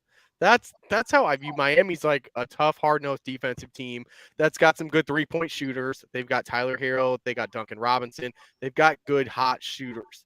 I don't view them as a massive threat outside of the second round. I really don't. Well, they really don't have nobody that they can go inside with. I like Bam, but Bam is not a guy that's gonna sit up there and go down there in a post. Neither is that other guy they got, Damon or whatever his name is. Bam is like a low-level double-double guy. He's like a 12 and 10 guy, 12 and 9.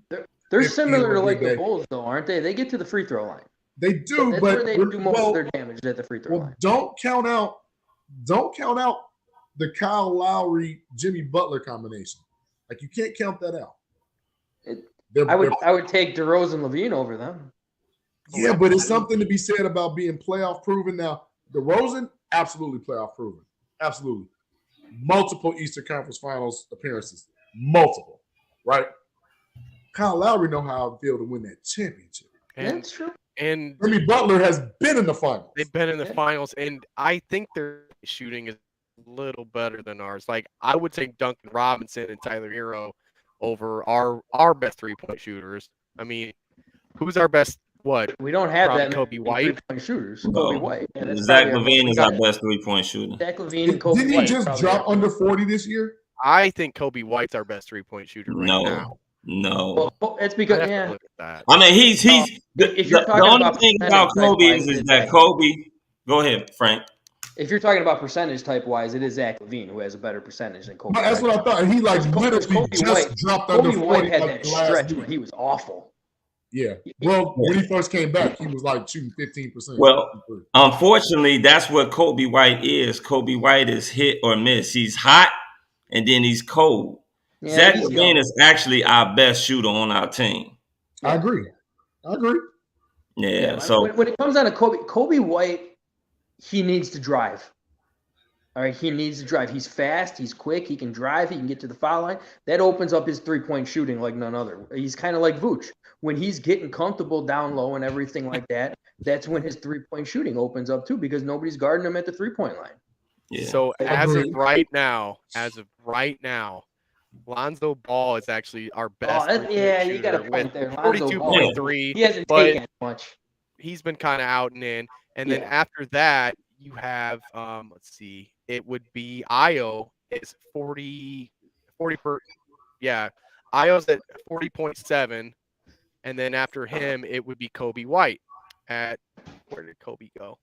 Man, I hate this computer. It's just jumping. Oh, there it is. He's at 40.1, and then Zach's right under him at 39.9. That's what I said. I know Zach. You're talking about these last 10 games. Yeah, like it's just because if I'm not mistaken, it like before the All-Star break, the Bulls were actually the third ranked team in 3-point percentage. But they didn't like that the whole year. But they had taken the least. They don't take a lot of threes either. No. AB, if you're looking at that stat right now, what is DeMar DeRozan's 3-point? Hang on. Like 34. I just got rid of it. I honestly think he's got to be like 50, man. I know he's not taking a lot, but I don't see him he's like between 34 to 36, I think. I don't see him missing any right three-pointers. too, actually. Both of his buzzer beaters were three-pointers too. Yeah, every time I see that guy take a three-pointer, I don't see him missing. Really take. He don't take a lot of them. No, he takes like one every 3 or 4. He's at 34.3% right now. Yeah. And league average. You got like Alex Caruso is 34.5. Javante Green's at 34.9. League average. Malcolm 34. Hill was at 39.4. You got Derek Jones was at 40. Actually, I completely forgot Derek Jones, but he doesn't. But he's taking like what 10. Not that like many. He had a decent amount on those side shots like Io does. Io lives on that side corner three-pointer. He doesn't miss those threes. Yeah, well, but see, that's the thing again. Come playoff time, depending on your matchup, there's one person that's going to be key to this Bulls team, and it depends on what they do, and that's Lonzo Ball. Absolutely. Because Lonzo Ball is going to have to sit up there and be that guy that actually drives to the paint and has the defense collapse in on. He can't constantly keep standing out there and being a guy that's just like a catch and shoot guy. We need him to sit up there and be able to penetrate, to put pressure on the defense so that leaves other guys open to sit up there and shoot. He's playing, to me, he's playing how Jason Kidd played in the latter portion of his career. And that's not a bad thing. Yeah. But like you said, Chris, without that drive, because, DeMar going to mid-range he going to mid-range somebody to death. Turn it to the black hole. Right. We already know that, of which I know I like the duo. We've seen Zach take less of those hero ball shots, right? Which I do like, which has made him more efficient. But remember, Zach just last year, he was close to being a 50-40-90 guy. Yeah. I want him to keep on that roll. Free throw shooting has to be a premium in the playoffs. Absolutely.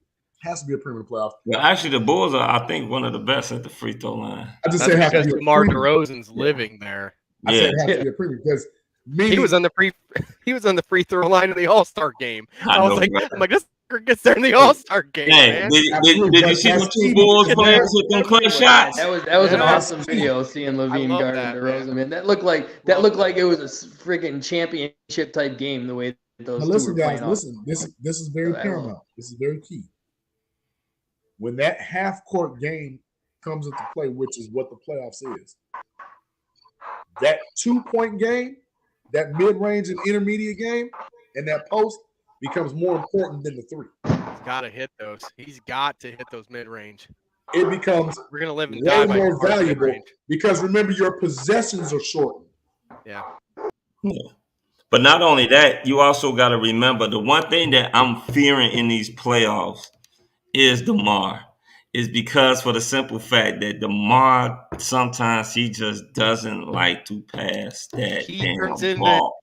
He turns into a black hole and nobody else touches the ball. Guys come double team.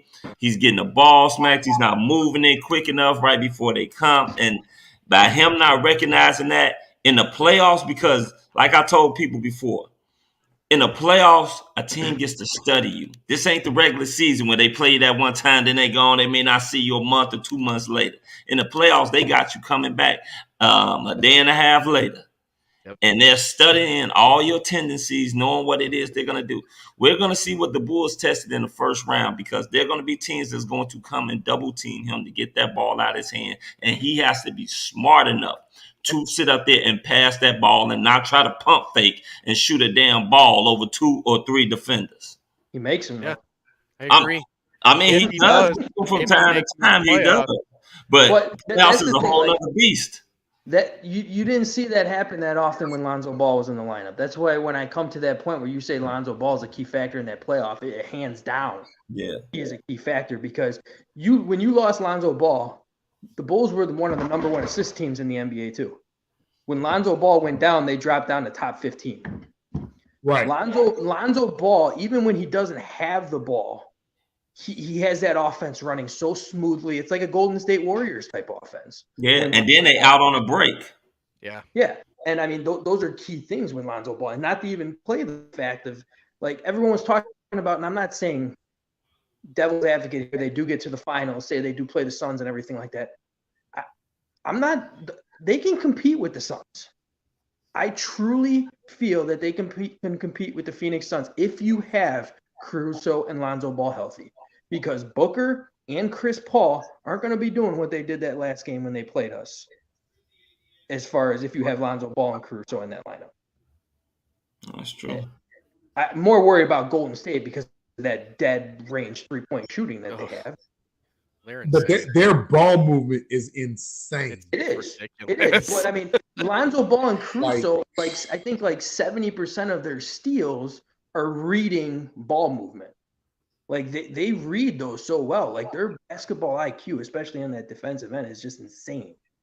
Well, that's old school, playing the passing lanes, you know. Yeah, and Io's turned into doing very well with that too. Like those passing lane type things, they can cause havoc to people who move the ball a lot because of their speed. And you can say they're undersized because they are, but that helps against a ball movement type team. Yeah. He kind of fits right into the mold, right? But what I don't want to see, because Billy Donovan, if you go back to the Oklahoma City, yeah, he worries me.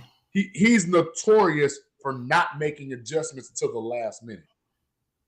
But you also have Westbrook on your damn team who doesn't give a rat's ass about what any coach is telling him. Like, I think that plays a factor in that as well. You don't have a Westbrook on this team. Yeah, but that same, say what he wants. He's not a Westbrook. But that same team, Scott Brooks brought them to the finals. You're right there. That means was something. When they had Kevin Durant, though, wasn't it? No, it was. So that was Kevin Durant and James Harden on that finals team. Before we move on to our next topic for the night, our final topic for the night, I wanted you to understand this because, Frank, you'll never understand how many arguments I get into when I talk about Billy Donovan. They say he took Oklahoma City to the finals. They just ran into LeBron. I said, no, he didn't. I said after he took James the job, Harden and Westbrook did. There you go. And I said after that team, when he took over, he had one really stellar season, and then he started regressing. Yeah. Mm-hmm. That's what Billy Donovan does, guys. So I'm scared because now if he doesn't get a rein on, it's okay to slow the ball down. Hell, it's okay to have games in the 80s and 90s. I'm perfectly fine with that. But what you don't want to do is you don't want to put the ball in one person's hand and have everybody stand around, which we all see too much with this current Bulls team. It's like, what are you going to do tomorrow? All right. But that's also let's get on our next topic. When you go back to those Oklahoma City days, you didn't have Alonzo Ball at point guard. We're talking about it. Frank ain't done. He ain't done. He's like, hold on. Right, we're gonna bring on our last and final topic, which is we're gonna talk about the so-called mini brawl that happened with Michigan versus Wisconsin. You know, I'm a Michigan fan. I'm not going to be biased on this. I totally agree with the suspension of Juwan Howard. What I don't like was that the Wisconsin coach did not at least get a game. I agree. I didn't like that. I think he at least got a game. What was it, like a $10,000 fine? Yeah, he got $10,000 and that's it. What's that? Now, what you think about it, Frank? I agree. It should at least been a game because he initiated it. I don't remember who said it on. I think it was like on that Up station on SportsCenter and everything. He was the instigator when it came down to that. Like, but I mean, the Michigan coach obviously was way out of hand. I mean, he flipped. Yeah. But it was just weird how. And I mean, it could have been the heat of the moment because he didn't even hit the coach. He hit the assistant coach, didn't he?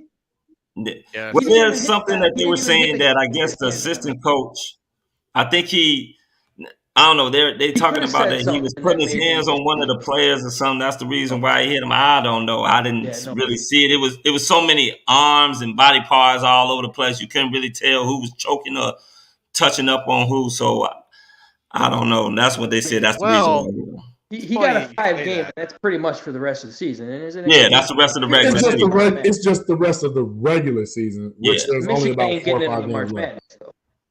Well, if they win the Big Ten tournament, they do.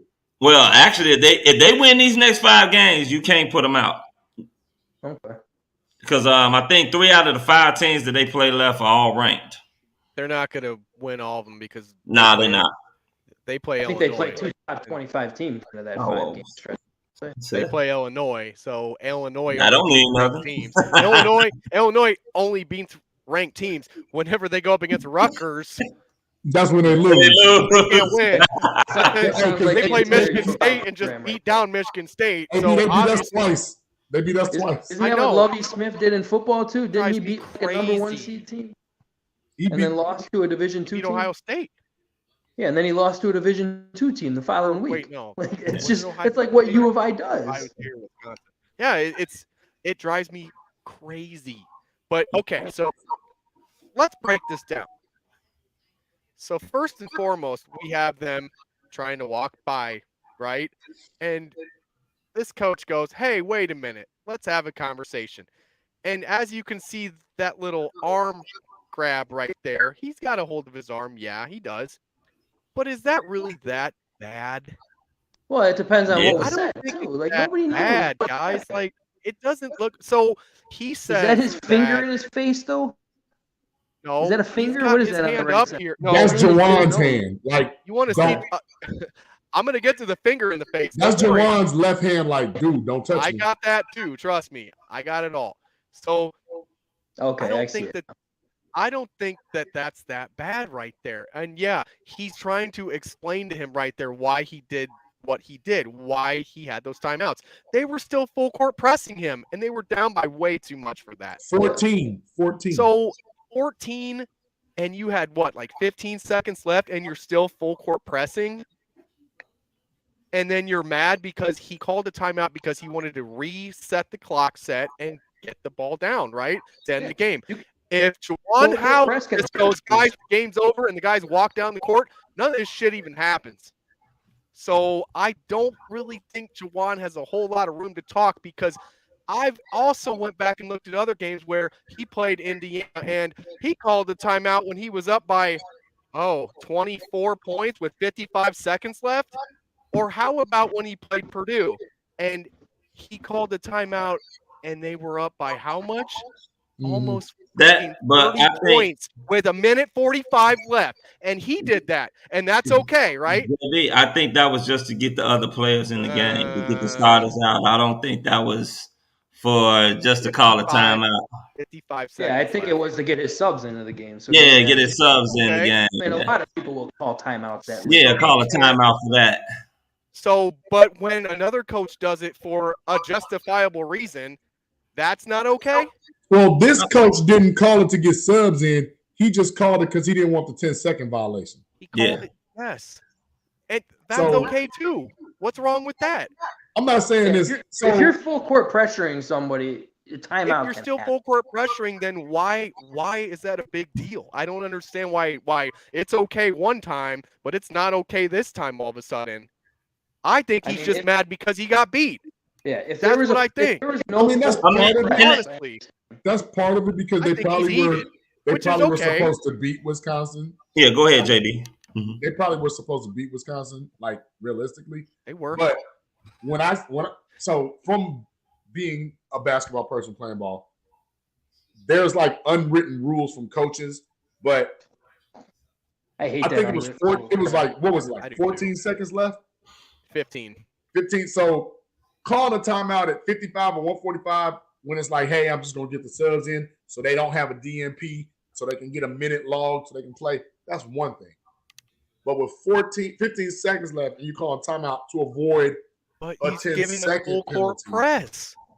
Well, so if one coach is side, going to game plan like that and go to the buzzer, then the other coach should be able to do the same thing. No. I get where you're going, but let me tell you the mind of the coach. I'm full court pressing.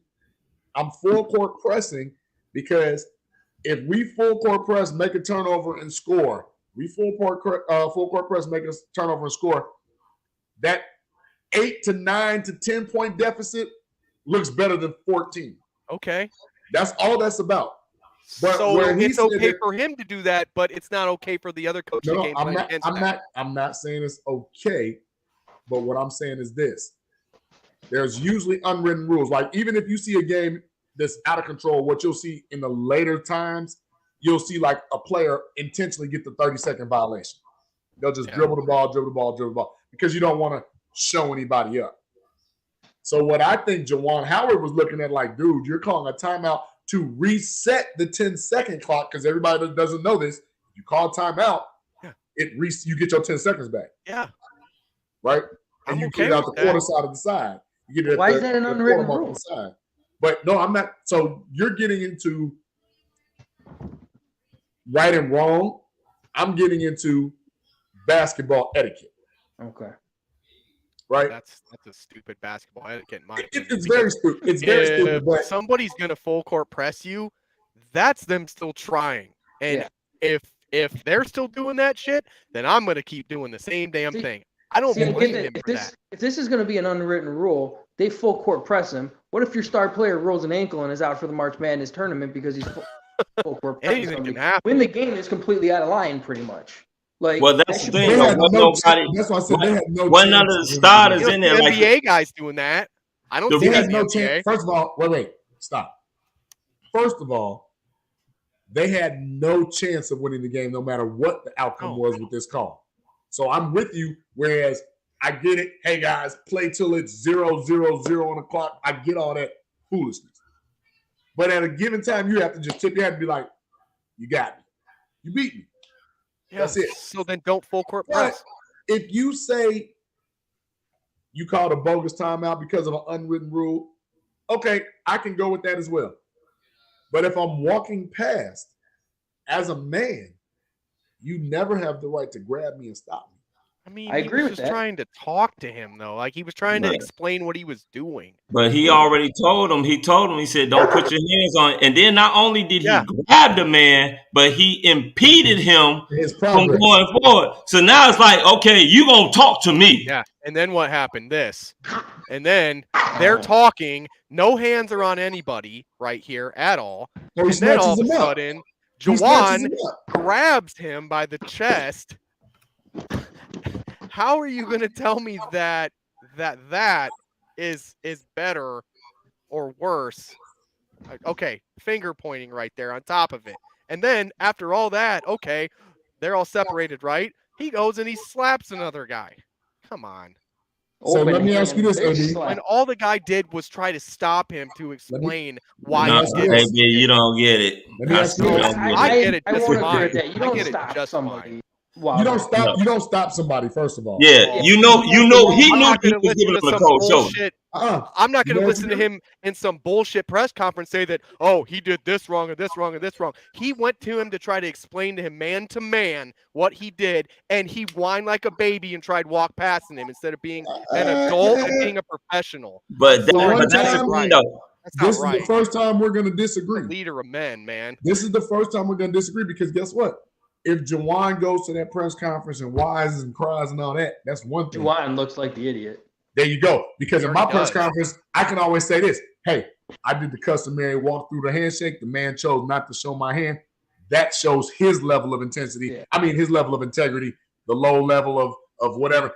It puts guard in a better light What's that do for his players too? On top of that, At this point in time, we're not talking about. I'm not letting my kid go to Michigan. But what it does is this. You weren't gonna let your kid go to Michigan anyway. Hell no. I'm right there with you on that one. I was waiting for one of you to say it. I was waiting for somebody to say it. I'm like, come on, somebody say this. My kid ain't going to no Michigan either. But no, man, like mine is. So wait, what it does is this, because let me finish the story, because Chris, you know, in the football field, flag, we've been out there where people didn't want to shake hands, like you motherfuckers beat us and all this shit. And they're like, dude, it's just a game. People have that. That's just kind of goes along with the program. Yeah. But what I will say is this. We see still photos that paint one picture, right? We saw him, hey. I mean, I can go get video right now. That's hey, fine. man, don't touch me, blah, blah, blah, blah, blah. Let's get him on the show. Let's get him on this podcast. Can ask what was I would love to. But we really don't know. What did guards say to him that put him in a frenzy? Yeah, I agree. I would like. He was already in a frenzy, JB. He was already that way. He was mad. He was mad from the timeout after that, man. He was mad, AB, but at the same time, you got to realize this man was about to walk right past him and not acknowledge him at all. But you decided to put your hands on him. And then when he told you don't talk, you impeded him from walking because you stepped in front of him. See, that's what your picture it doesn't show that him impeding him from walking. That little walking. bitty guy just held up that giant Juwan Howard, right? Yeah, Juwan Howard wanted to run through him down and made him stand there, right? Well, no, you can't tell me that you couldn't overpower him. And that's why I say perception is not always reality. You do that's why I say perception is not always reality. Man, he did. Right away. But AB, that's why I say perception is not always reality, because once he grabbed him and he's like, dude, don't touch me. And he said it multiple times. Move right in front of him. Right. This is him telling him not to touch him, not touching him. And then right after that, what happens? Juwan gets right there. You look at him, but he's impeding him. He's in front of him right there. What are you talking about? Walk around. What did he say? What did he say? What did he say? He said in the press conference he was trying to explain to him why he took the time out. And do I he need didn't you want to to have it. I'm telling you, don't touch me. Do I really want to hear your explanation? He didn't touch him after that. He let go, just like this photo shows. He let go, and then Juwan, I literally grabbed his frame. Where's he at? Juwan grabbed him and then Where's grabbed him by the chest. And then he goes, wait a minute. And then he grabs his arm because he's grabbing his chest. I agree. And then that's when they get close like that. And then he puts his fucking hand in his face. He does. Absolutely. And he's not touching him. So you're not going to tell me that he's not choosing violence. He's choosing violence, bro. AB, if a grown man sit up there and tell you don't touch him and move the fuck out the way, guess what? You better move the fuck out the way. See, I agree with both C and JB on this one, because go ahead. The thing is, like, for one, you don't touch him. You don't. Period. You don't touch him. You already know he's mad. Yeah. He touch him. He did stop him, but then he kept staying in front of him. All right. If he told you, I don't want to hear it, I don't care. Juwan Howard let him walk around him. Get out of his way and let him walk, and then let him go cry like a little baby on the press conference. There you go. Apparently, the Wisconsin basketball coach can just overpower him and make him sit there. Hey. And then after all that, he slaps another guy. You're not telling me any difference. I want to know. He was mad from the second that timeout came. He chose violence after that. That's all I'm saying, man. That statement, shock value. I want to know what the assistant said, because that audio has not been founded yet. I absolutely want to know. Well, from according to what they're saying that he really, I don't think that he said anything. He actually set up there. They said that he had grabbed or was touching up on There's on the no Michigan way player. that assistant touched Juwan Howard. No, not Juwan Howard, a player. One of the Michigan he grabbed a player. Yeah, he grabbed one of the Michigan players from what has been said. So Juwan was defending the player. Right. But I was listening to someone else talk, and they made up a good point. And JB, you can sit up there and agree or disagree with this. Let me know what you guys think. Mm-hmm. All right. So let's just say all three of y'all, right? You guys are head coaches. I see you guys getting into it with another coach. First thing I'm going to go do is grab you and tell you, hey, come on, coach, let's go. Right. I'm not going to sit up there and engage with the other guy. I'm never going to acknowledge him. I'm never going to acknowledge the other guy. Right, exactly. I'm going to get you telling you, hey, come on, coach, let's go. Hey, calm down and woo it's this. Not worth it. Let's move around. Exactly. Yes, absolutely. I'm not about to sit up there and go and engage with the other coach. Hey, Bullis, you crazy, man. Juwan was not the aggressor. Okay. No, one guy grabbing a guy's arm is. I put it to you like this, but the other guy grabs him by the chest, and then he puts his finger in his face, and he's not the aggressor. Like, get out of here, man. Hey, B, tell me this: does any of that happen if he doesn't grab Juwan? No. He just it's a press conference. Exactly. But two wrongs don't make a right. Like no, it doesn't. It doesn't make what Juwan did right. Doesn't mean he needs to act like a 5-year-old. And I totally agree. But if you don't grab him, if you just go ahead, go your way, he goes his way, none of that happens. Here we go. Here's what we're doing. We're watching this. We're doing this. Watch. I'm going to pause this at moments. He is sidelined right now, right? Juwan could literally walk around him if he wanted to. Wow, walk around him. Let's watch. He's barely touching his arm right there. Barely. I mean, fingertip grabbing it, right? For literally a second. And then his hand is off. Juwan's is on his chest. Juwan grabs him. He said, don't touch me. Like that. And then he's looking like, wait a minute. And then he puts his finger in his face on top of that. How is one fingertip grab on an arm worse than that? And then guess what happens next?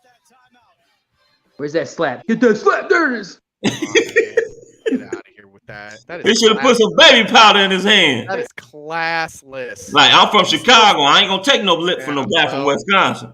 Hey, Diddy, the thing. That was a little more than a finger. Now that you slowed it down, that was a little bit more than a fingertip grab on Juwan. AB, you are the one thing that you are missing in this AB. He impeded the man from leaving.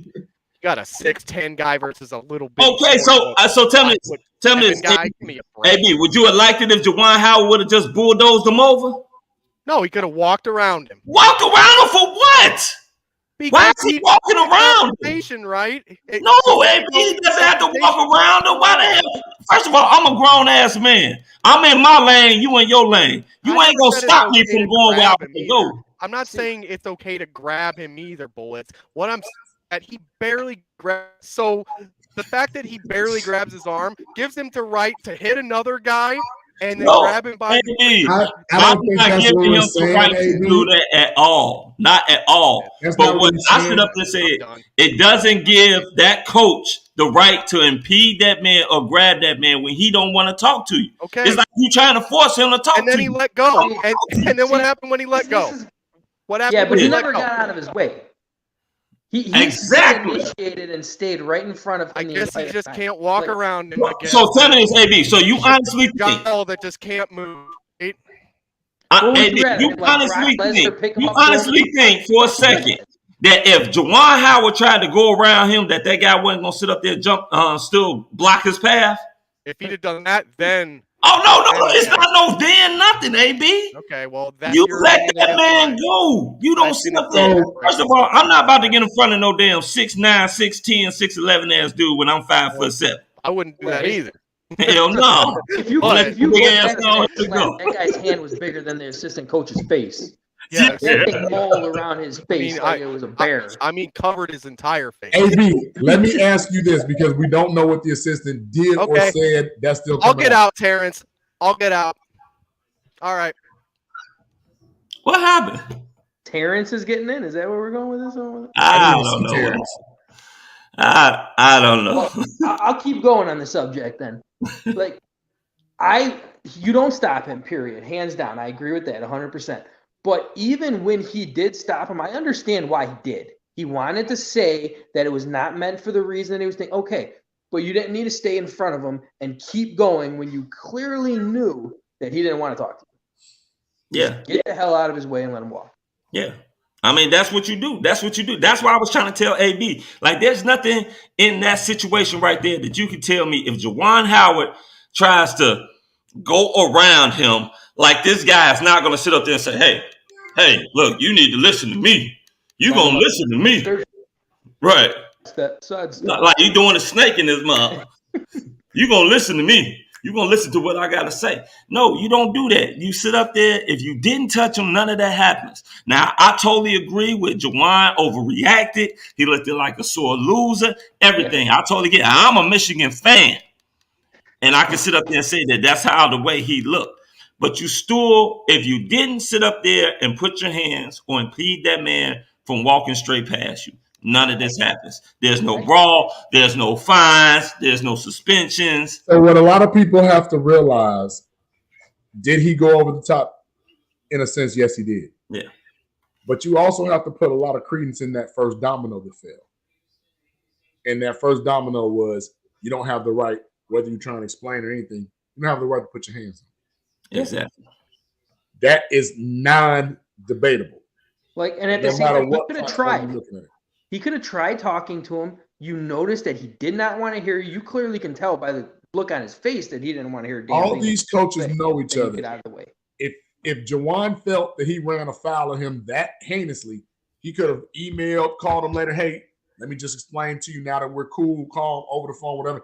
It didn't have to be the spectacle that it turned out to be. Yeah. What happened was Juwan was already upset. His team is not playing well. He got caught in a situation where he probably felt the unwritten rule, blah, blah, blah, blah, blah. That's all fine and dandy. But when it gets to that point, you don't have to put your hands on somebody, which Juwan was still wrong. Although guard initiated the situation, Juwan elevated it. Mm-hmm. And we cannot dismiss that.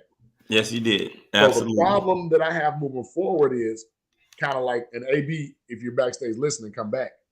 But the problem that I have is this. As much as we as the public or media or whatever look at this as a black eye, I'm guaranteeing you that action galvanized Michigan's locker room like, Coach about that life. We about to play for Coach because he going to stand up for us, blah, blah, blah, blah, blah. Exactly. It had an effect, although negative to us. It might have had some positive with them, yeah. But it might have had negativity towards the organization, the university. There you go, Frank. Yeah. There you go. I mean, because to tell you the truth, I was thinking that same thing. Yeah, go ahead, Frank. His players, but I don't see him. He didn't represent Michigan in the best of ways. No, he did not. No. That'll always go down as, I mean, hell, I can take you back to when John Chaney said he was going to whoop John Calipari's ass. Like, yeah, I'll kill him. I'll kill you. So you could always go back in the day to Bobby Knight throwing chairs at his players. Oh, no. Wait. Bobby Knight was applauded for that shit. I know. Coach K, it's footage of him pinching his players. It was a different game. You don't get your ass over. He was applauded for that. Yeah. So is this a black eye on Michigan who already has a couple of black eyes, especially dealing with Fab Five? Of course.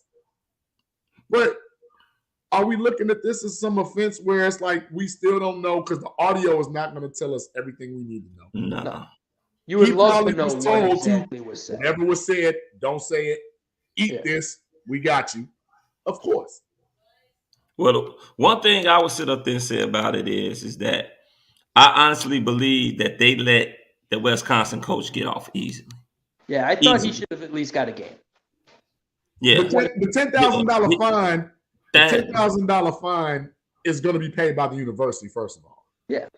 Second of all, what happens now is they're going to look at Juwan Howard like he's got anger management issues, whereas other coaches, it would be looked upon as being passionate, right? So if you're Michigan's AD, you dealt with it as far as internally. We haven't dealt with the Big Ten yet. Remember that. We haven't dealt with the Big Ten yet. What do they have to say? Yeah. Because if the first thing Michigan's AD did was contact Wisconsin apologizing for the situation. I believe I heard right after the game that happened. Well, he did, but again, what we're saying is that conversation, because remember, Michigan's AD just went through all this Jim Harbaugh bull.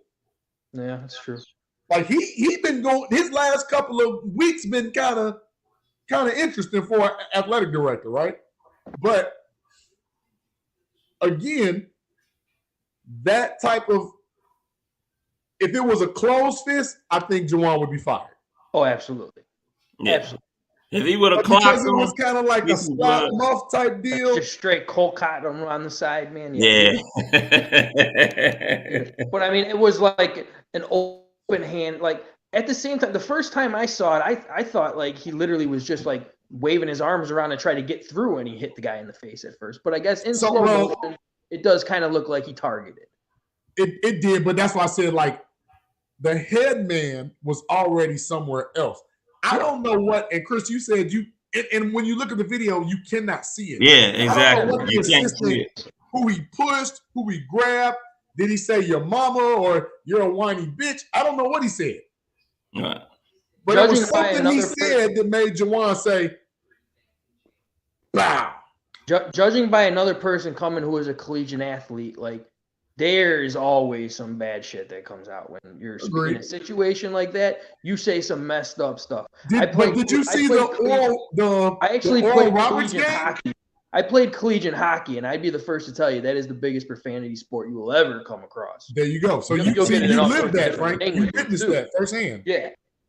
Yeah, I mean, it was some rough stuff. You say some bad stuff. I think the best thing about that was my wife, my girlfriend at the time, but my wife decided to work the penalty box one day at one of our college games, and she said it was the biggest mistake she ever made in her life. Oh, wow. Because not only profanity was going, but people were trying to climb the penalty boxes after a fight, trying to go after people still. See? Like that's college hockey. There, you say some messed up stuff when you're in a heated debate like that. As messed up as this is going to sound, guys, sports and violence kind of go hand in hand.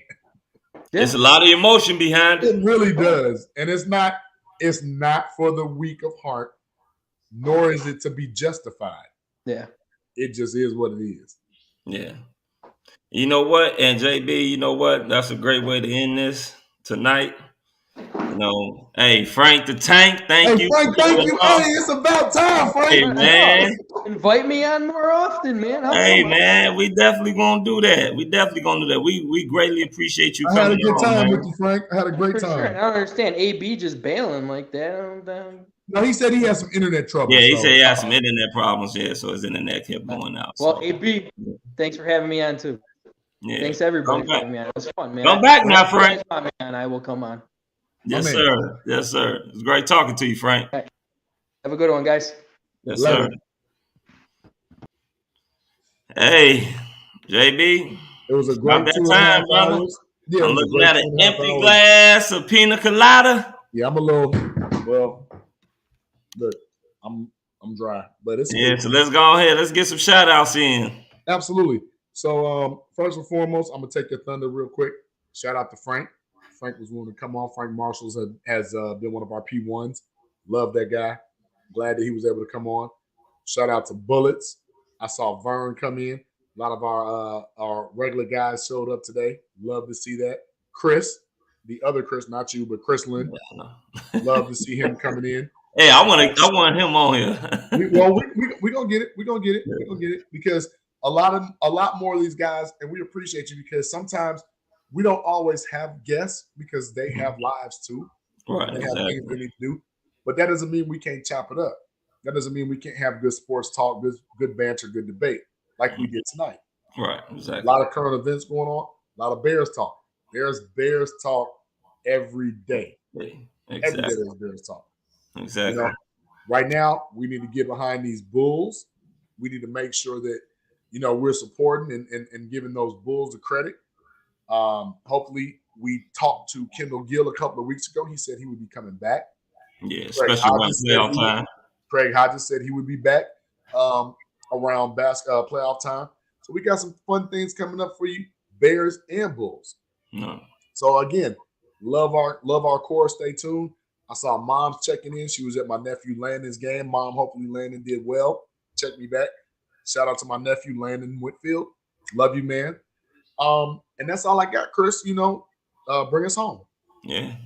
Well, I want to give a shout out to all the people that came in the comments, drop their comments. Love it. We always encourage people to drop comments. We be reading them, and a lot of times they be funny, you know, so we enjoy it very much. Thank you all for the comments. You know, shout out to all our family members out there, you know, everybody that watches the podcast. Shout out to the kiddies. I always involve the kiddies. Shout out to them. Shout out to Frank. They should be in bed, though. Yeah, they should be in bed. They better be in bed. I'm taking phones. I'm snatching phones. They call me the phone bandit. So yeah, shout out to Frank the Tank for coming in. Man, you know, Frank was on fire, bro. Yeah, that was good. I like Frank. Frank always has some good stuff that he be leaving in the comments, and trust me, Frank. I remember when I sit up there and be typing and it'd be so good and I'd be wanting to comment so bad. I'm like, man, I wish I could just get on. Well, he brought you in today, Frank. So thank you for coming out. And shout out to my mom. I know she probably didn't watch. Mama probably in there asleep somewhere. So shout out to her. And shout out to my brothers, JB, AB, T, Nick, you know, the whole Chicago Clubhouse podcast crew. You know what I'm saying? Everybody in the Clubhouse. Chicago Clubhouse Network. Everybody, shout out to you all. You know, thank you for everything. And outside of that, you know, that's it for me. So we out. Holla at y'all. We out. Later. We out. That's it. Yeah, we done here. We out. Okay, so we out. If you're not watching this, flag on you. This has been a Chicago Clubhouse Network production. We out. Yeah.